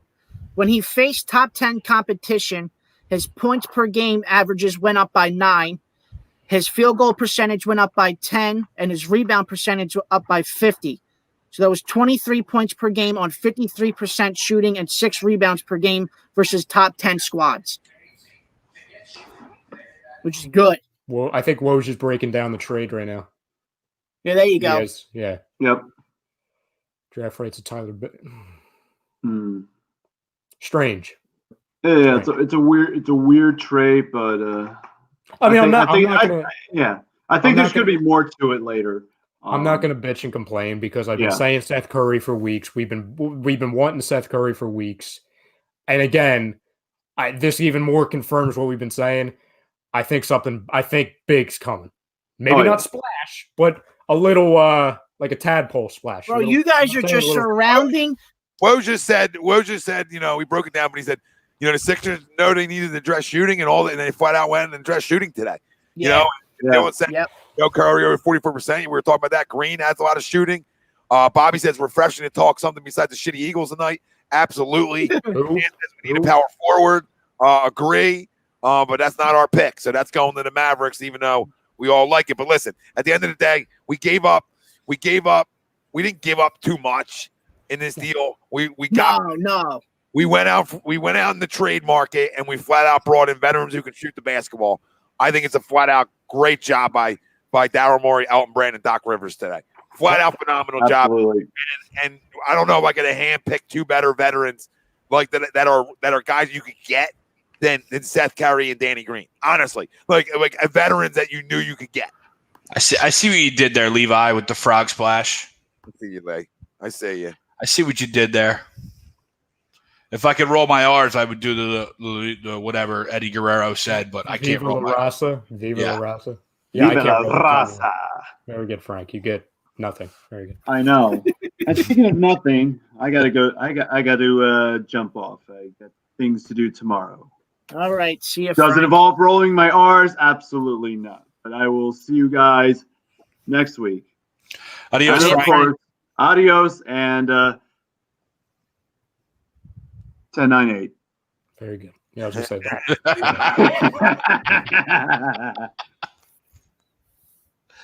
See you, Frank. Yeah, I mean, got the crumb next to me now. I don't know if it's like, I still feel like that's a lot, right? I don't know. I still feel like that's a lot. Like, I mean, I don't keep jumping back and forth, but I still feel like it's a lot. Like, I don't know. Yeah, but essentially, the trade that just happened. Yeah. Yeah, but essentially, you just traded Richardson for Seth Curry straight up. Is basically what you just did. Well, no, so we didn't. Them. No, but you didn't, though. You didn't. But we gave up a pick with it. Oh, come on, guys. Come on. What? A second round pick? Oh, the second round picks have never done anything? Come on. Yeah, I'm not worried about the 36 pick. Yeah. I'm more talking about you gave up a younger player for a veteran, which is fine. I'm all for it, but you think when you give up a younger player that's had a better career so far, right, that you would get back a little bit more than you did. Not like a lot. You'd just be able to keep your own pick, maybe. I don't know.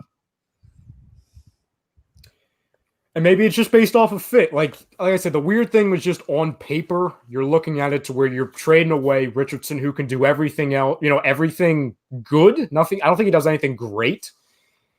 You're technically trading him for kind of, I don't want to call him a one-trick pony because that one trick is really friggin' good. But maybe it's just, hey, we have a lot of guys that can play defense here. We need guys that are, that are going to make a difference shooting-wise. And they think, okay, well, this is going to clear some money. This could set up what I think is coming, and which is another big-time splash-ish deal. And it also brings in, hey, it's a fit. And he brings in family because you said he's married to the daughter? Yeah. There you Doc's go. daughter. Family. There you go. Joe, I'm just giving Elton credit because he's here. I'm not saying he has any part of it. I'm just throwing him on the list. I really believe this is, Daryl Morey and Doc Rivers' show. And Elton's just a face. That's true, Michael. That's true, Michael. Seth in the pick and roll is going to be killer. It's not Steph. Same name. Is it better than Furcan? Oh my God, Tom, stop it. Yeah. I was gonna say, don't do this. I'm just trying to cool everybody's jets. Like it's a good fit, great fit. Yeah. Did a hell of a job, but it's not. You're talking about pick and rolls now. Calm down. You know what I mean? Just calm down. He's a good spot up shooter. Really good from three land. We'll run some pick and rolls at times, but I mean, I'm just saying we're not getting Steph. So let's just slow down the pick and roll game. Like I like Steph or Seth, right? But he's not coming in to be a star. He's coming in to fit that role. And I think we'll do it perfectly well.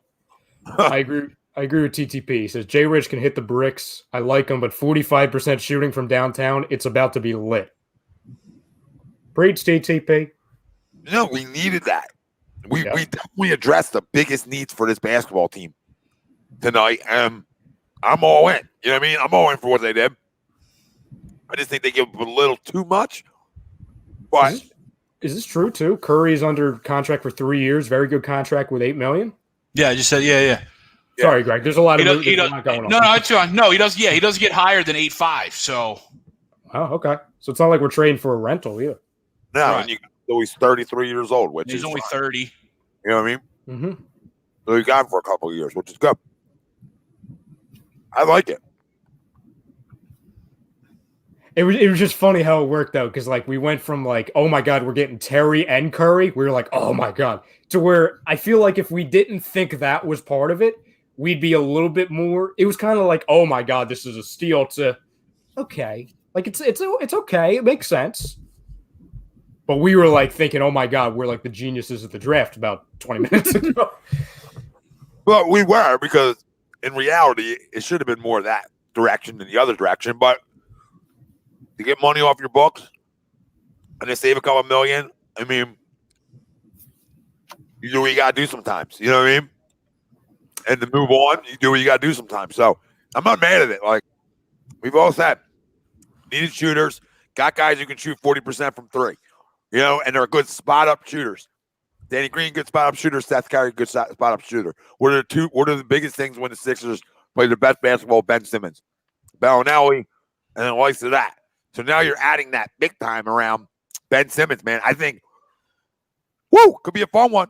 And I want to, because a lot of people I saw in the chat right before we got the Ralphie bomb with the trade. A lot of people were ripping on bringing Dario back. I want to remind somebody, this to people. Who ripped bringing Dario back? There's a ton of people that are like, oh, why are we doing the retread? It's not a retread because who number one. That? Who? There were people said that. I must have dipped out for a minute. Yeah, you were off camera. You were off camera. Why would you want out Dario back for freaking $5 million? You guys kidding? Who's in the power forward position when Tobias ain't playing? Well, and two, we have to remember we had Dario as a starter here. We're not bringing him back as a starter. You know what I'm saying? He's a freaking backup. He'd be a bench guy right off the bench. We all agreed that when he was playing starter minutes, he had the tired legs. We don't have to worry about the tired legs when he's a bench guy. And like you gotta remember too, like he played for Minnesota, which was like all right, bad team. Who? Dario. So they had nobody at the time when he was playing there. So obviously he got starting minutes. And then he went to Phoenix, and it's like Phoenix sucks. I love this comment. You know what I mean? So he this. got starting minutes there too. Ralphie, look at it. I want you to read this comment, Ralphie. I'm in Mavs group. First post I read says, "Who the fuck is Josh Richardson?" Some Sixers fans also said that last year. Don't worry. Some Sixers fans like, you know who Josh Richardson is? Mr. Accountability in the house. Yeah, there you go. Mr. Accountability. Can't believe you didn't hear him yet. Do you guys still think that you guys can still make moves and get somebody else, or do you guys think trade wise? Yeah. Well, no, because Josh was really your last enticing piece that somebody was willing to take, right? No one's taking Mike Scott. You know, no one's taking. Hey, you talk kindly on the hot. Really, right? The only other guy you're moving potentially is Tobias, but we've already talked about how we all think Tobias is staying, would be with Doc again, you know, so. Yeah. I'm gonna find there's a tweet from Chicago, okay? And I know I'm reaching here, but I gotta find it. So talk amongst yourselves, obviously, because it was intriguing with Dybul. I'll say that. Chicago. You'll see. I just want to read it off print. Real quick, I don't want Levine as much as other people do, though. I know, like, people are saying that. Like, I'm just not, like, the biggest Zach LaVine guy. Like, I almost think he's, like, semi-overhyped a little bit. Like, I think I think people overhype him a little bit. There's a little bit. I'm not taking shots at people who like him. I'm just saying I think people overhype him a little bit. Like, I don't know. Because he jumps out the gym and gets people excited. But, like, I don't know. Maybe it's just me. I don't think he's the greatest shooter. You know, it's little things. I agree, Tom. Like I will say this because I overrate him a lot. I talk about him like he's a top 10 player, so I'm putting me into this. But I'll ask you the same question I asked Greg. When was the last time we had somebody who was just a flat out scorer at that level here? Yeah, but where's he playing, Rye?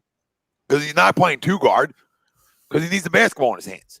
So he's not going to play the two. So he's got to run the point. So now you're moving Ben Simmons.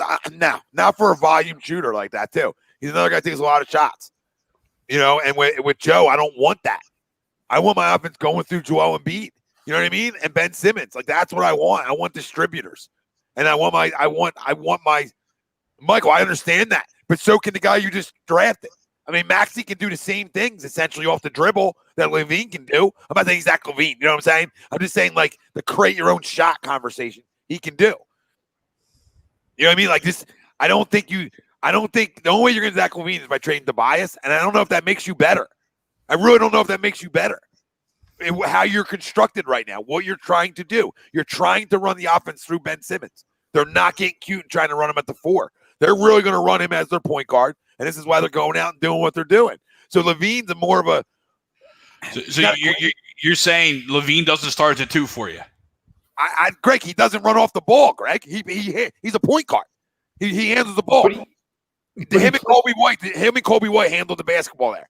Yeah, because there was no one else to do it in Chicago. No, I understand that, but they're the two who handle the basketball here. He's not going to come here and handle the basketball a lot. He's not. I'm going to get then I have two guys that sort of play in the same position and say just keeping Tobias who fits a position. You understand what I'm saying? Like Tobias fits the position they need for us. We don't have a power forward.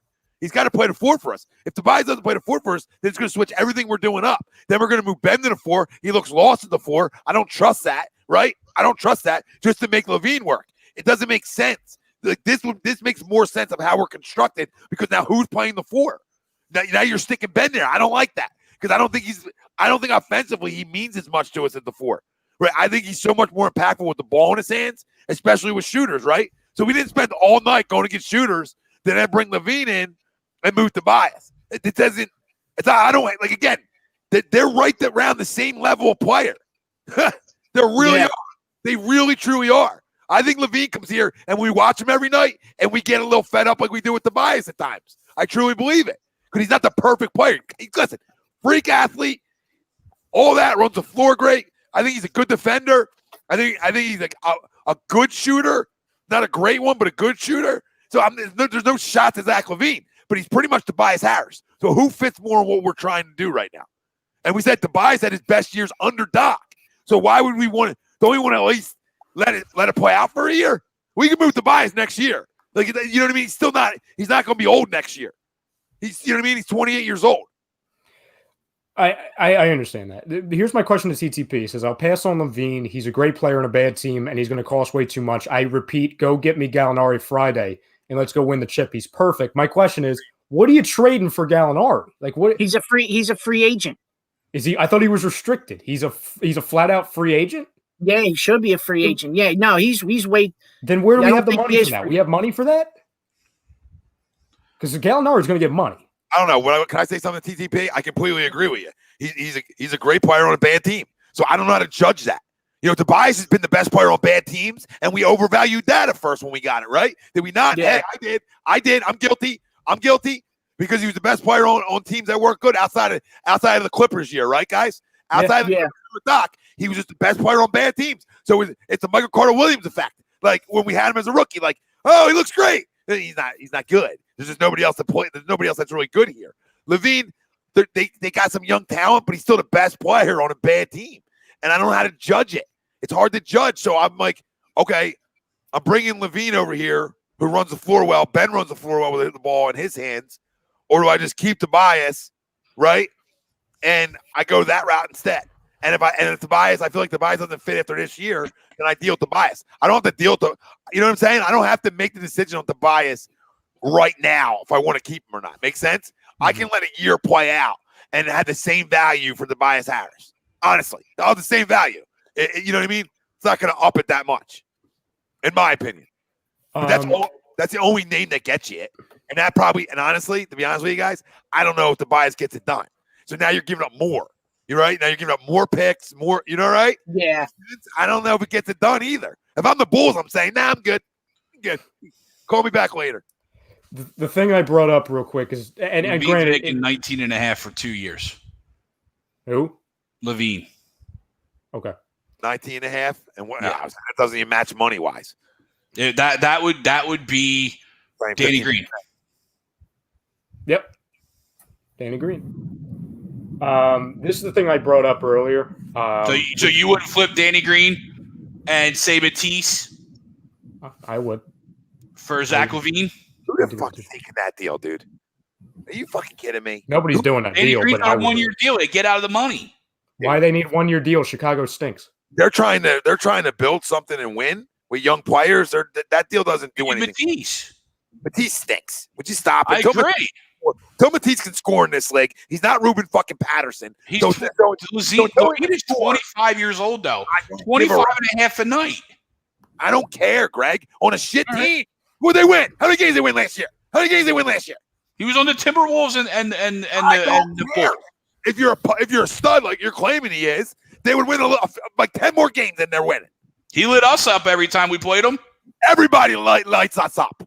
I'm not judging off who lights us up anymore. The whole world was lighting us up. You know what I mean? We're Philly. Everybody lights us up. Joseph, don't do that. Don't do that. Don't do the Greg, fake I'm news just stuff. disagreeing with you, Greg, because that's what I do, and I'm not Mr. Zach LaVine. And I'm not trying to be I'm not a hater of him. I try not to fall in love with guys that are stat junkies on bad teams. Even though I watch them. Yeah, but half the NBA is a bad team. You know what I mean? Like, I understand. That's so tough to judge because half the NBA is so top heavy. So it's what do you do, right? It's not his fault he's on shit teams. Okay. that go nowhere. But why do I want to bring – we just talked about bringing winning guys and veterans in here, and then we're trying to do that right now where we're bringing vets in, and we're doing that because we're trying to win right now. You know, to me, Tobias is a better fit for this basketball team. Who else? We wouldn't have to give up Tobias. You're not getting it done with freaking Matisse Thybulle. The only way you are is for this reason, okay? And this is why I bring it up. GM Mark Eversley for the Bulls was a big advocate for the Sixers draft room, and he was a very big fan of Matisse Thybulle, scouted him for 2 years. No indication Philly is making him available, but Chicago and GM Mark Eversley is big fans of Matisse Thybulle. That's fine. They can be big fans of him. But then he came in the NBA, and it looks like he can't score at all. So, I mean, that big fan can go away real quick. Not saying he won't be able to. I'm not saying any of that. And I'm not out on Matisse Thybulle. I just don't think if I'm the Bulls, that's going to get it done for me. No, I don't think it is. You know, and I'm happy with where I'm at. Like, I like Matisse. So I don't, if we like Matisse so much and we like it the way, the defense side of the basketball, why we just did really good things today. I just think that this roster, the way it's starting to construct, I like a lot better with what the parts are. Like, I'm not going to pass up Levine if I can get him for shit, right? I'm all in, guys. Don't get me wrong there. If it's Thybulle and whoever, I'm in. But I don't think it doesn't get it done. You know what I mean? Like, it's going to have to be then you got to toss picks in and then hope they want the picks. So, if you throw the picks in and all the rest of this stuff, then I'm in. Then, I'm in. But I'm just not trading. I guess you don't have to trade the bias for him. But if you can get it done with picks and freaking Matisse Thybulle, sure. I'm not against it at that rate. You know what I mean? I was just against it for the bias. Fair? Yeah, no. I don't think Tobias would be in that deal unless you were getting multiple players from Chicago. If you were getting freaking Wendell Carter or something, you know what I'm saying? Or you're getting Zach LaVine plus. That's the only way you're trading Tobias. I like this pick. I actually will get D loves that people are saying the Sixers won the Seth and Josh trade. I think they did for what they're trying to do. Yes. Fit-wise, yeah. Yep. But Murph says, do you think the Bulls would move Lauri Markkanen? That's a great name to play, as another 4, right? I mean, that's a great name. I think Thybulle, Green, and picks. I don't know. I don't know if they do that. Well, Markkanen's only making $6 million on his rookie deal, so they would have to include more. How many years of control would we have of Markkanen? 2? Yeah, right. I think he was drafted 2 years ago. Okay. So he's 23. He was drafted the year that Jimmy Butler got traded. So whatever year that was. Which time? To Minnesota. This is the last year of his contract, and then where are we at? We're 20. Next year, 21-22, he's got a qualifying offer of just under 10. Murphy, I don't hate this name. I don't hate the name. I mean, I think you've solved that now that you have Maxey, but Arcidiacono, I mean, he's a better TJ McConnell, who's bigger. I'll take him if you're throwing him in with Markkanen, sure. The Bulls are top heavy. They have Otto Porter, who's making max of 28, and they have Zach LaVine, who's making 19.5. Yeah, and Otto Porter just picked up his player deal this year too, so it doesn't give Chicago even more breathing room. I'm just trying to stay away from Chicago. I don't know. Unless you're talking about Colby White in some form, I'm Gooch on Chicago. We kind of but here's the funny thing, Tom. We just got him. That's Maxey. Yeah, I know. I mean, in a way, yeah. I mean, he's just bigger than Colby. You know what I mean? Colby's a small little guy. But I like Colby. I think Colby's like 6'2", too, though, or 6'3". I think he's bigger than we think he is. But regardless, I'm staying away from a bad team. Like, if I want to do deals, I want to do deals with teams that are good or players that have a track record of doing shit. We're trying to win. You know what I mean? We're trying to win right now. So we get younger in the draft in the first round, like you got to do every year, right? And you hope them picks win, and then you bring in veterans to try to win right now. That's what we're trying to do, in my opinion. Like, we're looking for vets, and I'm not Mr. Toby, so I want to just confirm that with the people. I'm not Mr. Tobias Harris. Bring me the right deal, and Tobias Harris is definitely up for a move, but it's got to be the fit too. You know what I mean? It's got to be a fit move in a way too, where it fits a role for this basketball team. DB asks what happened to the Healed movement. I mean, we're still here. I don't know. Do you still think we can get them, guys? Like, do you think? Because that's the same thing. Like I said, okay, I've been saying, okay, trade Horford or Richardson in that deal. No, that's done. I mean, Buddy Hield's done, in my opinion. Yeah, I don't think you guys even make a move for Buddy Hield at this point. You need Thibault picks and other money to match it. You know what I mean? And we just addressed shooting. We just got our flat out shooting. You got two shooters today. You got Danny Green, and then you got obviously Curry at the end of the night. The funny thing too, like I was telling you, Ralphie, the other day, I didn't move off of the Buddy Hield thing, but I was starting, and this would obviously have been in the Al Horford move, so this is not possible now. But I'm like, what makes really good sense for fit? And that was Harrison Barnes. Would have made a lot of sense here.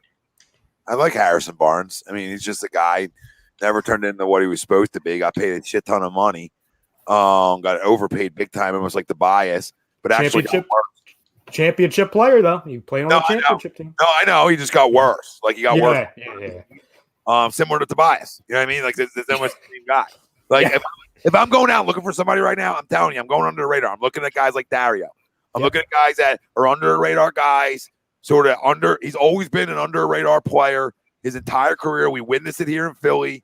Might have been the most underrated player in the league on the things he can do, in my opinion, because he can stretch the floor at the 4.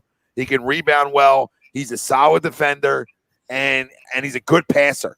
He's an underrated passer. And I think being back with Joe would do wonders for that kid. And I think it does wonders for Joel Embiid. If there's a player I want right now that I think is available, that fits this roster, and puts me as an even better basketball team, ASAP, it's Dario. Because it's the fit. I'm looking for fits now, right? And that's a perfect fit off my bench is my 4. I mean, Dario's coming off your bench giving you 15 minutes a game. You guys all in with that? That's the players we're looking for right now. We're looking for them 15, 20-minute a game players like Seth Curry, Danny Green to come off your bench. So who are you filling out your rest of your bench with? Who's your 4, right? I mean, your 5 is going to probably be Noel Pell or whatever the hell his name is. Oh, God, Jesus. God, well, he'll probably back up Joe. Just honestly, he'll probably back up Joe, depending on what they do in the second round. If they believe a kid can come in and back him up right away, right? So maybe him or, whatever. I'm just making a point. So who's your backup 4? And that's a position that you can address. And I think it's a sleeper. Dude, you're getting it for $5 million a year? Come on. And the way the NBA players get paid, that's a freaking win for this organization. That's a pay raise. That's the most he ever made in 1 year in his career because he was only making $2 million or $3 million. So you're actually giving him $2 million more than he's made. That's a pay raise, which is great. No, you don't. The funny thing, Tom, with the current deals that are projected right now, the Sixers save $11,200,000+ in cap space, or at least luxury tax space. Not necessarily cap, but luxury tax. You know what I mean? Philly sports passion real quick, Rye. Yeah. Max is not a starting point guard. I think it's Danny Green to start because you only have 35 days. That's the only reason I'd say that. If you had a full offseason before the pick, I would say he's fighting for that job. But right now, I would say to start your year is probably Seth. Sorry, it's probably Seth or Danny Green. It's one of them two that will start at year 2. Probably to start the year. The other one's coming off the bench. Probably going to be Danny. Probably Danny. But it doesn't matter. One of them two are going to probably be your starting 2. Now, who's your starting 3?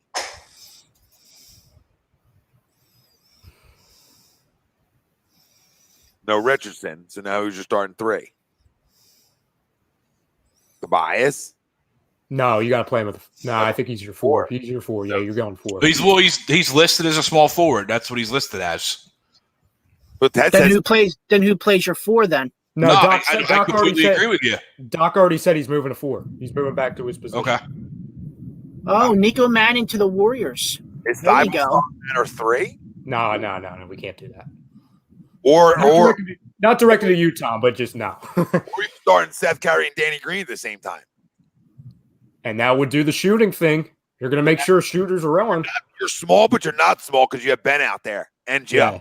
So you're and small. Tobias is 6'9", 6'8". Yeah, he plays like he's 6'2" sometimes. But yeah, you're right.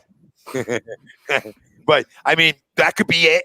That could be it until they feel like the younger guys are ready. I can see that. And they may not be done. It's filling a small role. I don't know. I mean, that's the interesting question on who your small is, on who your 3 is. Really, you could start Maxey. So you could start Maxey and Danny Green. I got to figure out how tall Danny Green is now because I know he's not huge. Ralphie, do you know? That's your guy. I mean, Seth can't play. 6'5", 6'6". Oh, in that range. That's okay. Small, right? So that's only like 6'2". Okay. Yeah. Oh, hold on. I got Danny right now. 6'6". So he can play the 3. Yeah. Yep. So there you go. So it's probably Seth. Probably now, maybe not. It just depends. You got the family affair here. So maybe he is your starting 2, with Ben, and then Danny Green's your starting 3. So now here's your starting lineup, Philadelphia 76ers fans, as of right now. Projected starting lineup: Ben Simmons, Seth Curry, Danny Green, Tobias Harris, Joel Embiid. How do you like that 5? Fit-wise, it makes sense. Fit-wise, it makes sense. How do you guys like it? Cool. How you grading that 5 out around the rest of the Eastern Conference? Are they right there or no? It doesn't jump. I mean, it doesn't jump out. You're like, whoa. Like no, Ben and Joe got to jump out for you. That's it. The Ben and Joe jump out enough for you. That's the question. Are these guys, with what's constructed around them, does it get them better to give you a feeling that this team's one of the top 4 teams in the East? Are they a top 4 team in the East or still not yet? Yeah, but no, we're not. Because if we go by what we had the last few years and what we thought of potentially the best starting 5 in the NBA, we're a far cry from that. Now, pure talent-wise, fit-wise, we're probably a little bit better. You know what I mean? Because you're right. We're now surrounding those 2 with shooters and guys that space the floor. But pure talent-wise, we're not as good as we were. Picks coming. I think this is probably going to be Isaiah Joe. Okay. There you go. Another guard. They promised him the pick. Well, good. And yeah, I mean, these picks are whatever. You hope you hit one of them. You know what I mean? Ooh, he led the SEC in 3-point field goals made. Yeah, they're going out and get straight shooters, baby. I mean, they know Ben Simmons. I'm telling you right now, Greg, the only reason I disagree with you? Can I tell you why, Greg? Because that's what you do. Grow up, Peter. Our feelings. I honestly believe the fit of what they went and did makes them a top 4 team in the East. The fit alone, we've seen Ben Simmons with shooters, people. We've seen Ben Simmons with shooters. It's a different game. Joel Embiid with spacing now. Now you have Joel Embiid with spacing. You have a better coaching staff, right? We've got to factor that into it too, all right? And you got a young bench right now, which is good. And I don't think they're done yet. So right now, that 5 can be a top 4 team in the East. That 5. compared to the rest of what the East is rolling out as their starting five. It's right with all of them. It's right with all of them. With Ben and Joe healthy, with Ben, Joe, Tobias healthy, and them two guys, it's right with all of them. It goes exactly with what Doc Rivers and Darryl and Elton have been saying the past month, to where their plan is to make the two stars better. Yep. It goes right back. Right, froze. That's what we've been saying. If Ben and Joe. Oh, he's back, I think. Say it again, Tom. No, you were breaking up. You were frozen. Oh, am I here? Am I here? Yeah, you're back now. Hey, okay. Idiot. Okay. That if you look at what they've been talking about the last month, it fully goes with, hey, if they can't succeed with Doc Rivers, Daryl Morey, Elton Brand making moves, obviously, Doc Rivers making moves, obviously, on the court, and then the perfect fit of players around them, like we said, as much as I say, and I agree with you, Greg, on paper, like when we look at, hey, this is a top five, you look at the top five lineup, top five starting five in the East the past couple of years, well, you see how that's going. That didn't do anything for us. Yeah, you know what I'm saying? Something. Both guys younger in them years. Ben Simmons not a finished product. He's only gotten better every year. He's gotten better every year, so we got to give him that. Joel Embiid is what he is, so you can say Joe's more finished product for sure, right? But Ben isn't, so we have to factor that into it. Ben's still young, so Ben, as expected, has gotten better every year. He has, numbers wise, defensively, everything gets better. So now we got to assume, boys, that he takes another little jump, right? Mm-hmm. Even if it's little, okay? Because little jumps make us better. Every jump he takes makes this basketball team what we want it to be, okay? But the fact of the matter is that they went and dressed spacing, because spacing's the key to this whole game.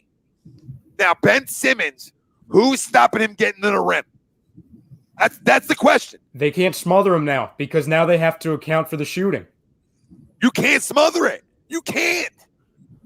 LeBron's out here blowing our first round pick, right? Who's probably coming off your bench and is going to give you instant offense. He's going to come in and give you instant offense. You went out and got another shooter in the second round. You open to develop. You have guys on your bench like Alex Burks who can play. Shake, maybe Shake's still here. I don't know. I don't know what this final roster is going to be. But what I know is what's here right now, I really like it a lot, guys. I really think it's a top 4 roster in the East. Let's break it down, right? We'll give Miami a top roster because of what they did last year, right? And Dragic will be back so that they're a better roster. So, yeah, we'll put them in there. We'll put Milwaukee in there as constructed right now for sure. Okay? We'll put Boston in there. Okay? Maybe it's either – or no, maybe we'll put the Nets in there. Yep. So now it comes down to us and Boston. Who's the better roster right now? Boston. Yeah, I have to go Boston. It's close because you're matching up 3 players right now. Remember this. You're matching up 3 players. You're matching up Joe, Ben, Tobias. I know, but you have to break it down like this. Who's our 3 stars? Who's our 3 stars? And you go from there. Okay? Our 3 stars are Joel Embiid, Ben Simmons, supposedly, and Tobias Harris. It's not a star, but you understand. There are 3 big money players. There's 3 big money players. Kemba Walker, Jaylen Brown, Jason Tatum. They're the 3 big players, right? Gordon Hayward might opt in for $36 million and then maybe get dealt. Who knows? But I don't really. He's whatever to me right now. I used to love the guy, banged up, not the same player, understandable. Okay, but at the end of the day, the R3. Do they match up with them 3? I would personally right now, given the players that they are, I'd take Boston over them, but it's not a landslide. You can make an argument for Sixers. So who's the other 2? I mean, the other 2 stroke like that? No, Marcus Smart. I like Marcus Smart. We match up with Marcus Smart. Danny Green, Seth Curry. I mean, I don't know. We're right there. I mean, it's close. Joel Embiid can change the whole game too, guys. Joel Embiid's healthy and dominant. We're top. We might be a top 3 to 2 team in the Eastern Conference. I just want everybody to understand that. If he's healthy with all these shooters and Ben's on the court, we haven't seen it yet either. Like last year, we didn't get the sample size of them too, but when we seen it, them 2 can play together. Doc believes they can play together. So I don't think we're done. Like I think this starting 5 is right there. But it's a good Eastern Conference, boys, and that's what we're learning, right? Mm-hmm. Go ahead, Ryan. Yeah, very top heavy. You're good, Tom. If you want, so I pulled up same thing like I was doing when I found Dario. if you want, I can kind of give you kind of the small forwards that are available in free agency, and you tell me, Okay. yes, no type thing. And granted, it's probably going to be a lower level guy. So the guys I'm going to mention, it's probably a yes, but no because of the money. So small forwards. Okay, let's go position. Shooting guard, center. 1 second. All right, small forward. We've got Gordon Hayward, obviously not coming here. Probably going to go to either Indiana or Atlanta. Gallinari, we'd all say yes, correct? Yes. Goes where? No, the guy we would want here. Yes, Yeah, absolutely. we would want him here. You know, Greg? I said yeah. Oh, I thought I'm sorry. I'm not a huge Gallinari fan, but I would take him. I just don't think we're going to be able to get him. Fits. I just think he's going to get paid. So, but I'll take him in 2 seconds. Evan Turner. No, because I'm not doing that one again. And I don't hate that. I don't hate Evan at all. I'm just not doing it again. He was the second pick because he had to be the second pick. He wasn't good enough then either. You know what I mean? Like you knew it coming in, like what you were getting. He just looked like a guy who can't score. You know what I mean? Like it looked like it. Like, yeah, you can't score. You're not athletic enough. But no, so no on him. No. Solomon Hill. Nah, I'm good. Mo Harkless. Yeah, absolutely. Wouldn't hate it. Okay. He made $10 million last year. So we need him to we need him to cut that in half. Would he come play for Doc again? I would. Especially getting out of, he was on the Knicks last year, right? No. Wasn't Mo? Oh, Mo Harkless. Why was I thinking somebody else? Yeah, Mo Harkless. Former Sixer Mo Harkless. Former Sixer draftee. Yeah, I don't think he ever played, but yeah. I thought he did. Maybe he did. Maybe it was a game. I think it was small. I don't remember. It's so long ago. We had so many people. He definitely did get drafted, though. We definitely had so many people. Would I take him, right? Yeah, that's an intriguing name. I don't hate it as a bench guy. Go ahead. I think we would all fly at this. Jeremy Grant. Yes. Well, the way Jeremy Grant's played in the playoffs last year, absolutely. And he made 9 last year, but I think the way he played is going to get him paid. You know what I'm saying? Not coming here for 5. Yeah, no. Oh, let's see. I've been talking about this guy for years, but we're not getting him. Davis Bertans, another just flat out shooter, but somebody's going to pay a lot for him. Yeah, I mean, I know Michael Thornton said Rodney Hood, fellas. I mean, yeah, I'll take him. I mean, can he play the 4 though? He's always hurt. He's always hurt. Always hurt. Can he play the 4? And he's coming off an Achilles too. Yeah, I'm good on Rodney Hood right now. That's not a bad name. No, I'm just good. I'm good on him right now. Let's see. Jay Crowder. Yeah. Jay Crowder, another junkyard dog. Championship experience. Yeah, absolutely, Jay Crowder. Another good name. Why am I drawing back? We talked about him earlier. Nerlens. Nerlens is another really good name. Yeah, I would bring back Nerlens. Bring back in a heartbeat because I think I have enough scoring off my bench right now. And I made a mistake. Alex Burks is a free agent, but Glenn Robinson's back. Because he's under contract, but Alex Burks isn't. I think Mike Murphy corrected me on that. I messed up on which one was and which one wasn't. But that's okay. I mean, Glenn could play a little. Glenn could play the 3. I don't think he's big enough to play the 4 at times. But this NBA is so different with the 4 position that you might be okay. What other names you got, Rye? Josh Jackson, former same player that came out of the Fultz draft. Yeah, he played for Phoenix. Now he was in the G League. I'm a Jackson guy, but he's not going to bring anything. You know what I mean?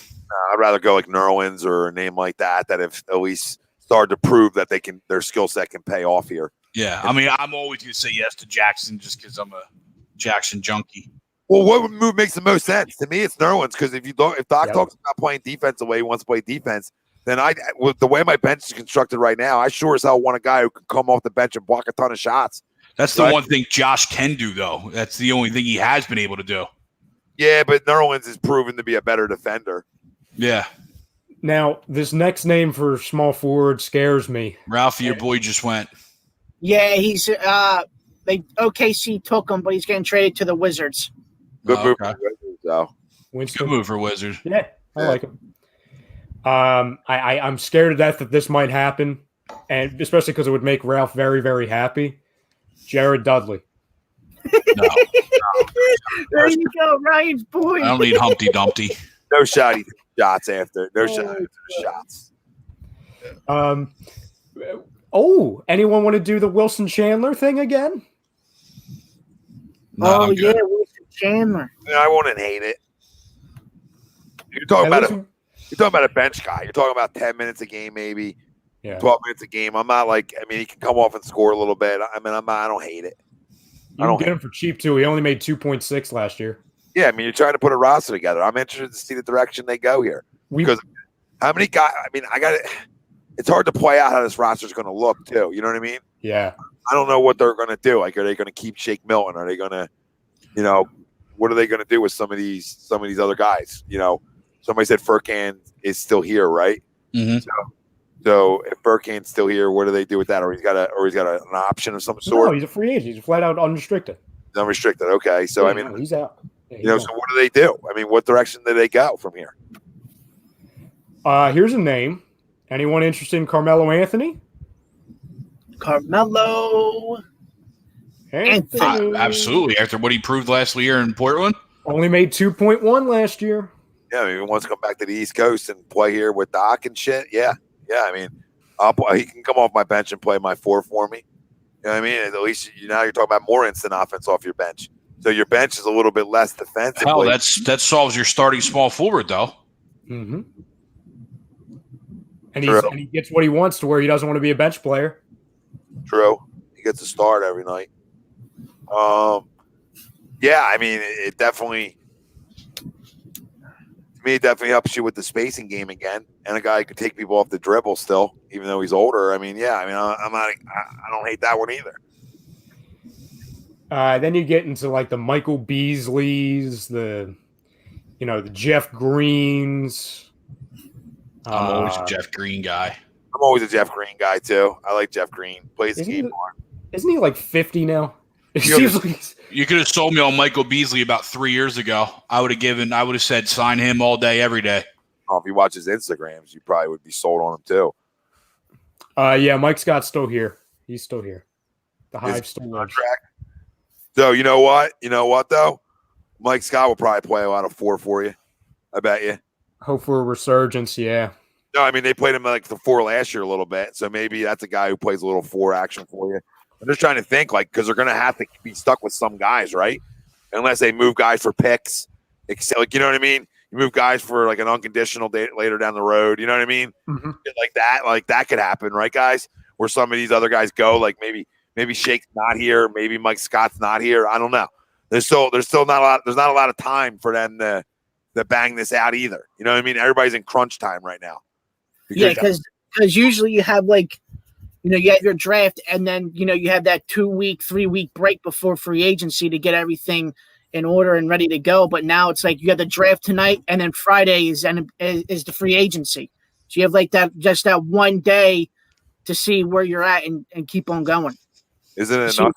It's nuts. Everything's it's crazy that everything's so together this year. But I'll take it though. I'll take it. It's nonstop action. You guys, Uncle Sleep says Jeff Green was 55 at Georgetown. Good point, Sweeps. Good call. Good call, Sweeps. Good call. If you want, Tyrone Hill effect is old. Yeah, right. Yeah. If you want, guys, I can run through the backup center position real quick while we're here. You can. We can save that for next time if you want. Oh, it's okay. Good, Ralph. I'm gonna do it then, just because you don't want to do it. Tom, did you say you wanted me to or not? Because I'm going to listen to Tom and Greg. Well, mostly Tom. I don't listen to Greg. Give me names that are worthy and real. Give me 5. Okay. Dwight Howard. No, I'm good. Thanks, hon. All right. Aaron Baines. Yeah. Only made 5 last year, and he was actually a pretty good player for, what was it, the Suns? Last year? Yeah. Yes. Maybe Joe and Beans can talk about that poster from a couple years ago, that poster dunk. You know what I'm saying? That's still getting replayed. Maybe they can have a nice cup of tea over that. And shoots to 3. And yeah. Then you got like Jakob Pertl, Myers Leonard, Mason Plumlee. Yuck. Tristan Thompson. There you go. I don't need him cheating on the other his teammates' girlfriends. I take flyers on Leonard and Plumlee. Yeah, tough kids. I would do that. And again, you're looking for 5-10 minutes, maybe. Yeah, I would take a flyer on Tristan Thompson because he could give you a good 10. Of just aggressiveness. Not even Dwight. You don't want Dwight Howard? No. No, I'm okay. All right, how about this? Since we're talking about bringing back Nerlens and Dario, how about Jahlil Okafor? Yes. I was putting him in trade packages like 2 months ago when we were talking trade, so he's better than Norval Pell. I would do it. He'd at least score off the bench. Yeah. No Duke, Kentucky, UNC, or Kansas player taken in the lottery since 2000. That'd be a good. Wow. That's a good post. Thank you. No Duke, Kentucky, UNC, or Kansas player was drafted in the lottery for the first time since 2000. No Duke, Kentucky, UNC, Kansas. Wow. Duke. Wow. UNC. And that's what we were saying all night too, Tommy, where you don't have the March Madness, so none of these guys are coming up your draft boards. You know what I mean? You just because they go all whatever you have on tape, that's it. These four, Tom? Yeah, these Duke, four? Kentucky, Kansas, right? Isn't that what I said? Yeah. Thank you. Yeah. And the first time since 2000 that a player from one of them schools hasn't been drafted in the lottery. That's amazing.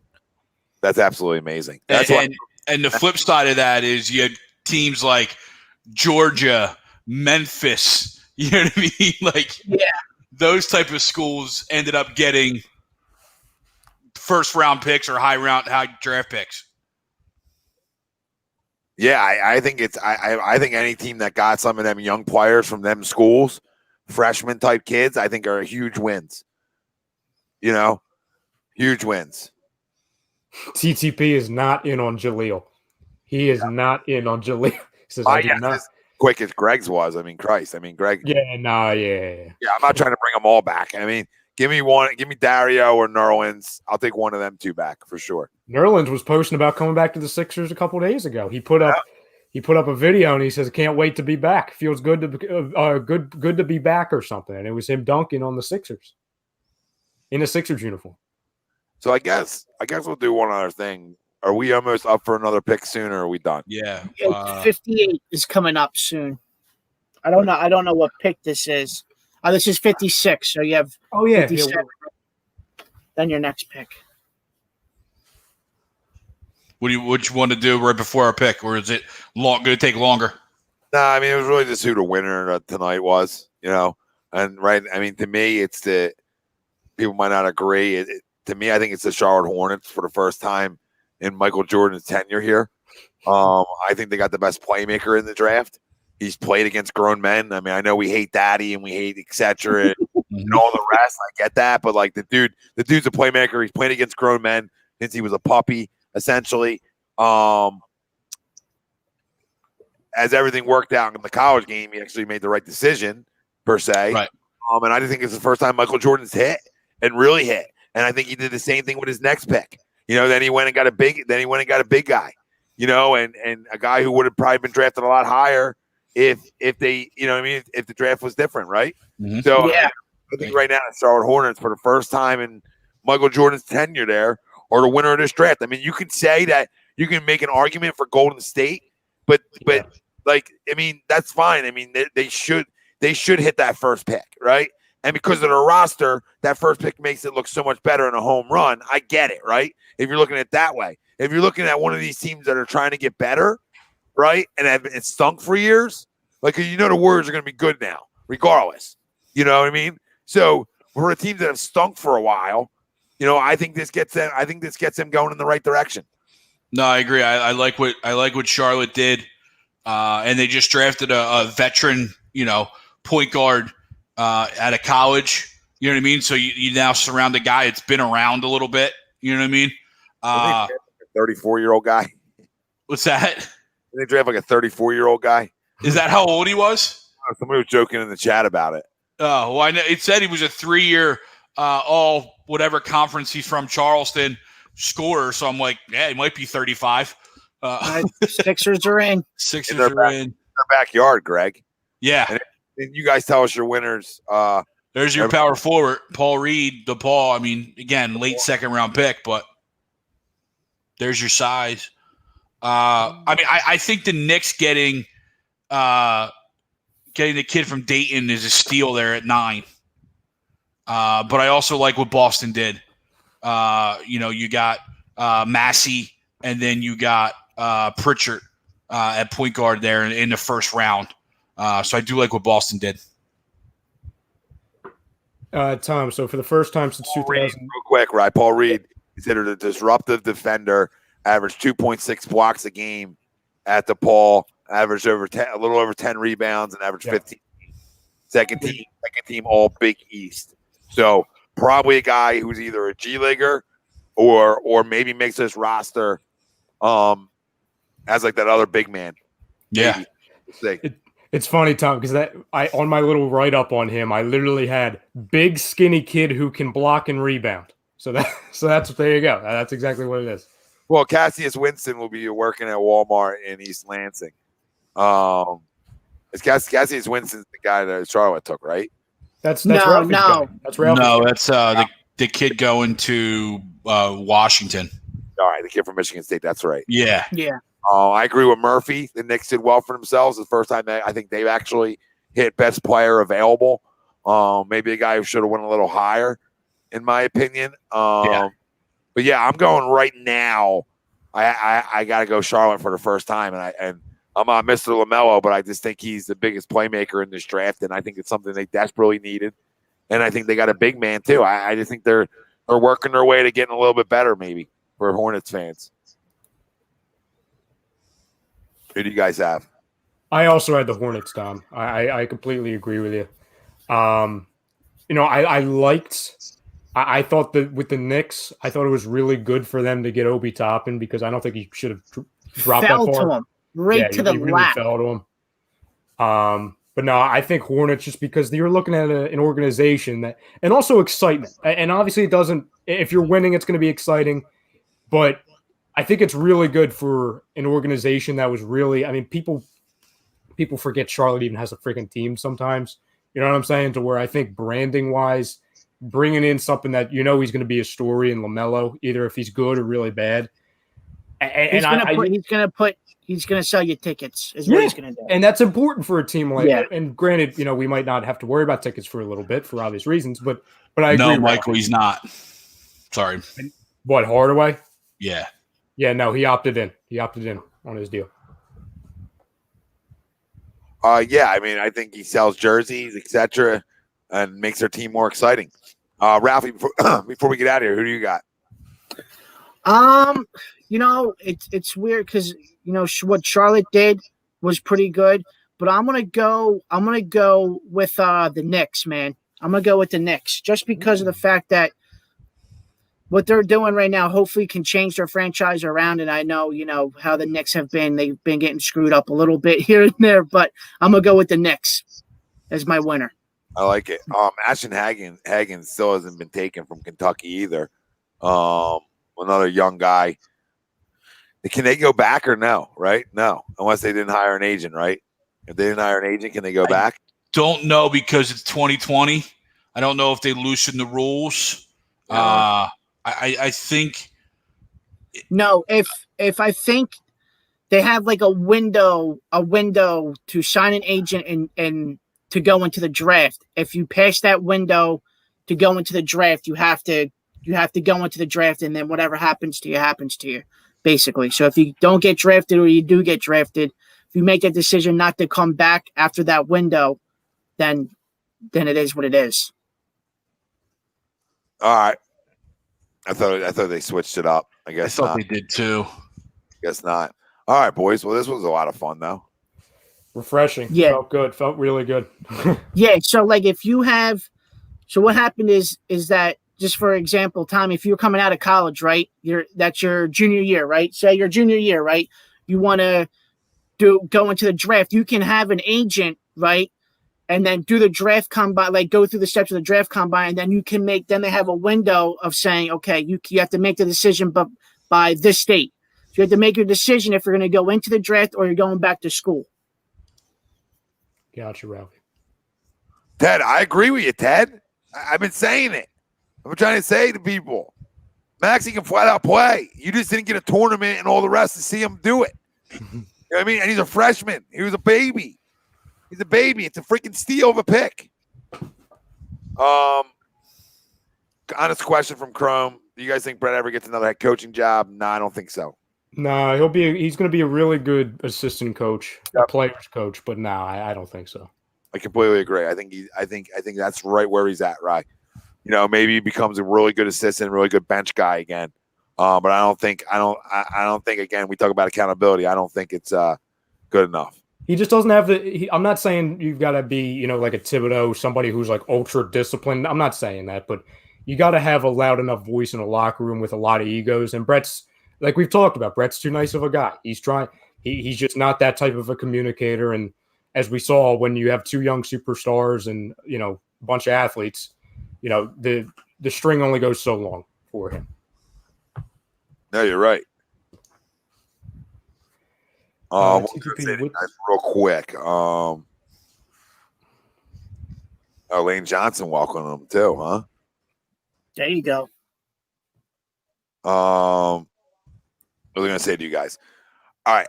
So I agree with TTP right here. I agree that they're probably the second.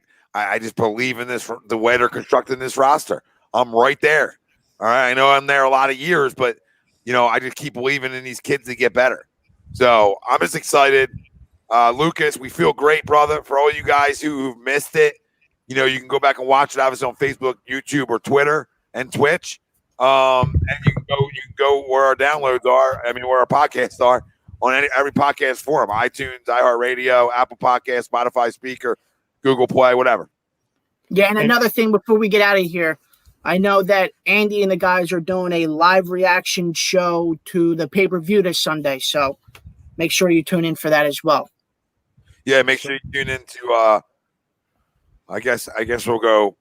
What time the Eagles play? 1 on Sunday. Yeah, I think so. Yes. Well, we might have to do a live reaction because the 2 times we did it, we won. So, agree to disagree, might have to be a live reaction show. So I hate to break it to him. I hate to break it to the big fella, but we might have to do live reaction because we only win doing live reaction. But listen, tons of shows here. Obviously, set your alerts, set your reminders, whatever you got. You set all your alerts, you get live shows. When we're live, we got tons of different shows here. Adding more as we speak. It's nonstop. I'm jacked up with what the Sixers have done today and tonight. I couldn't be more excited in the direction of this basketball team. I know I speak for everybody on the panel with that as well. I'll just add one other thing, fam. If you're just joining us and you missed our live reactions to to all the picks, obviously, but especially ours at 21 and the Richardson trade reaction, we're going to be uploading the actual clips on it on our YouTube and all of our socials. So if you didn't see it and you want to be like, oh, what was their live reaction to this? We're going to be putting up those clips shortly. So stay tuned for that also. Yeah, great, Lucas. Go Birds, baby. We try to go get one this weekend. Doubt it, though. Thanks, Cromer. Thanks, Chrome. And TTP, they gave up a ton. They gave up a ton for Drew Holiday. So yeah, they did. They hurt themselves a little bit. So we'll see. See you guys. DB, listen, all you guys, we love you. Listen, free agency show. We can give you a free agency show. We'll do that Friday night. Yep. We can give you a little rundown Friday night. So we got you covered, Ted. You don't got to go to them. Plus, listen, our breaking news right now, you already know we put out a ton of great content as it is, right? Well, we're adding on to that. We're adding on to our great content where we've been able to get somebody to focus on our breaking, somebody that's in tune to it, locked into it. And if you're noticing throughout all our socials, a lot more content. We're really trying to give you the facts, and we're trying to let you have fun and offend some people at the same time. So it's a combo here, baby, which makes us the best in the goddamn fucking business. We already were. It's just another stamp. So we're doing. We're just another duck in the row of just trying to be the best out there, and we are. We already freaking were. But now when you just add on constant breaking news content, and early for the people too. I mean, we've already put a couple early things out. All right, Rubio trade was reported 4 hours ago here. I feel like, you know what I mean. So, I mean, lock in. If you're not locked in now, and you're a real news guy, and you're a news junkie, and you're an alert junkie, well, turn them on then. If you're one of them cats, because I know there's people out there that love memes, and we got you covered there. And there's people out there that love just info. We got you covered there. People who love breaking got you covered. I mean, everywhere. Shows. I mean, a show of every sport. We're getting literally a combat sports show being added here every Saturday at 2:00. All right. So, I mean, just dedicated to bare knuckle boxing right in Philadelphia, right around the block. So we have a lot of big time fighters just in the Philadelphia area that don't get talked about enough, from boxing to the mixed martial arts, etc. Right. So really gonna hone in on that mark over there and give you the best in the business right there. Travis been doing it a long freaking time. So been in the business of talking for 14 years. So excited to add him on to the already great shows. Madden Simulations, right? You already know about that. Every Saturday, 7 p.m. All right. Kep's Corner, right? Simulates the game. We talk about it. We have some fun with it. And last week didn't go as planned. So, we'll see how this week looks. It's 2020. What is going as planned? We can only go up from here. I'll tell you one thing. I had more fun on Kep's Corner than I did having watching the game. Probably. Yeah. All right. That's all I want to tell you. So, ain't no lies there. I mean, there's so many freaking shows here. It's crazy. We're going to have shows. What up, Pop? What up, Pop? Dog talk. I love it. The best hockey show on the planet, too. Prism knows. Hockey Happy Hour, boys, tomorrow night, 10 o'clock. You already know the deal there. And Birds of a Feather tomorrow. Got you all covered with the Eagles. We're not stopped. I mean, there ain't a show that we don't got. All right? Take notes on that, boys. Great show. For Tom Ornone, Ryan Brodo, Greg Mockvick, Ralph Del Vecchio, Frank Vespi, no longer here, obviously. And Victoria Soboleski, nailed it again. Not here with us tonight either. So listen, we have to thank our sponsors: Specialized Physical Therapy LLC, Burlington, Cherry Hill, Princeton locations. Find them on the web, specializedphysicaltherapy.com. Listen, all campus, Ocean City. Okay, not only can you go down there and get your hats, all right, but I'll even give you this one right here. I'll even give you a little Kep, what we do on Kep's Corner. Allcampusoc.com. All your team's hats. Discount code Kep's Corner for 15% off. All right? So it's all campus right here. Allcampusoc.com. Discount code Kep's Corner, both with a K. Okay? KEPS KORNER for 15% off. Look at it, fam. Here to give you. You want hats? Go get it. Given. Go get them, baby. Go get them. PhillyDrinkers.com. You get all your A2D apparel. All right? Tons of it. So many things. So get on there. All right? Philly Drinkers. I don't know why we don't have that in here. Which one? The Philly Drinkers, for me to be able to do the same thing I just did with Kep's Corner. I got you. Go on. No longer here. Good times. Get your shopping done online. Get your holiday shopping done online. You can't go out anymore anywhere. Yeah, now it's got some great deals on, all kinds of A2D stuff with like either free shipping or discounts. So there's a little JJ with an umbrella. Tons of stuff. Enjoy yourself, fam. Well, let me put this back up here. Make it look clean here. Nobody likes that. Last pick of the draft, Mr. Irrelevant. New Orleans. There you go, Tom. PhillyDrinkers.com. Yeah, there's like a / A2D radio, though. I think it's PhillyDrinkers / A2D radio. I think it is. Pretty sure. So, whatever. I don't even know our own shit. Clown act. Who do they think? Somebody from a freaking white kid from Utah State. That's probably going to age well. Merrill. That's who I had. Yeah. Okay. Haircut alone. Yeah, I'm good. He's a shooter. Kyle Korver. He's Kyle Korver come off the screen. He's not Kyle Korver, but I'm just saying he's the type of player. Yeah. Just running in circles, gets open, shoots. Yeah, no, you can see it. it. Fits the profile. Yeah, good pick. Oh, he's proposed trade to Milwaukee, though. Oh, have fun. All right. I guess that was part of the Drew deal. Bobby Eagle says we need a NASCAR. Yeah, maybe it is. We need a NASCAR show. Well, talk to Zach Burr on Saturdays on the weekly roundup. He's Mr. NASCAR here. So any questions you got with him, freaking go at him. We'll talk NASCAR with you. You might get him in for freaking 6 hours. They might not get off the show. So go to him, Bobby. Listen, we love you all. Thanks for joining us. I'm tired. I don't know about these guys. Hell of a draft tonight. Ton of fun. Sixers were active. Thanks, Ryan. Sixers were active as hell, and I can't be happier. Screw the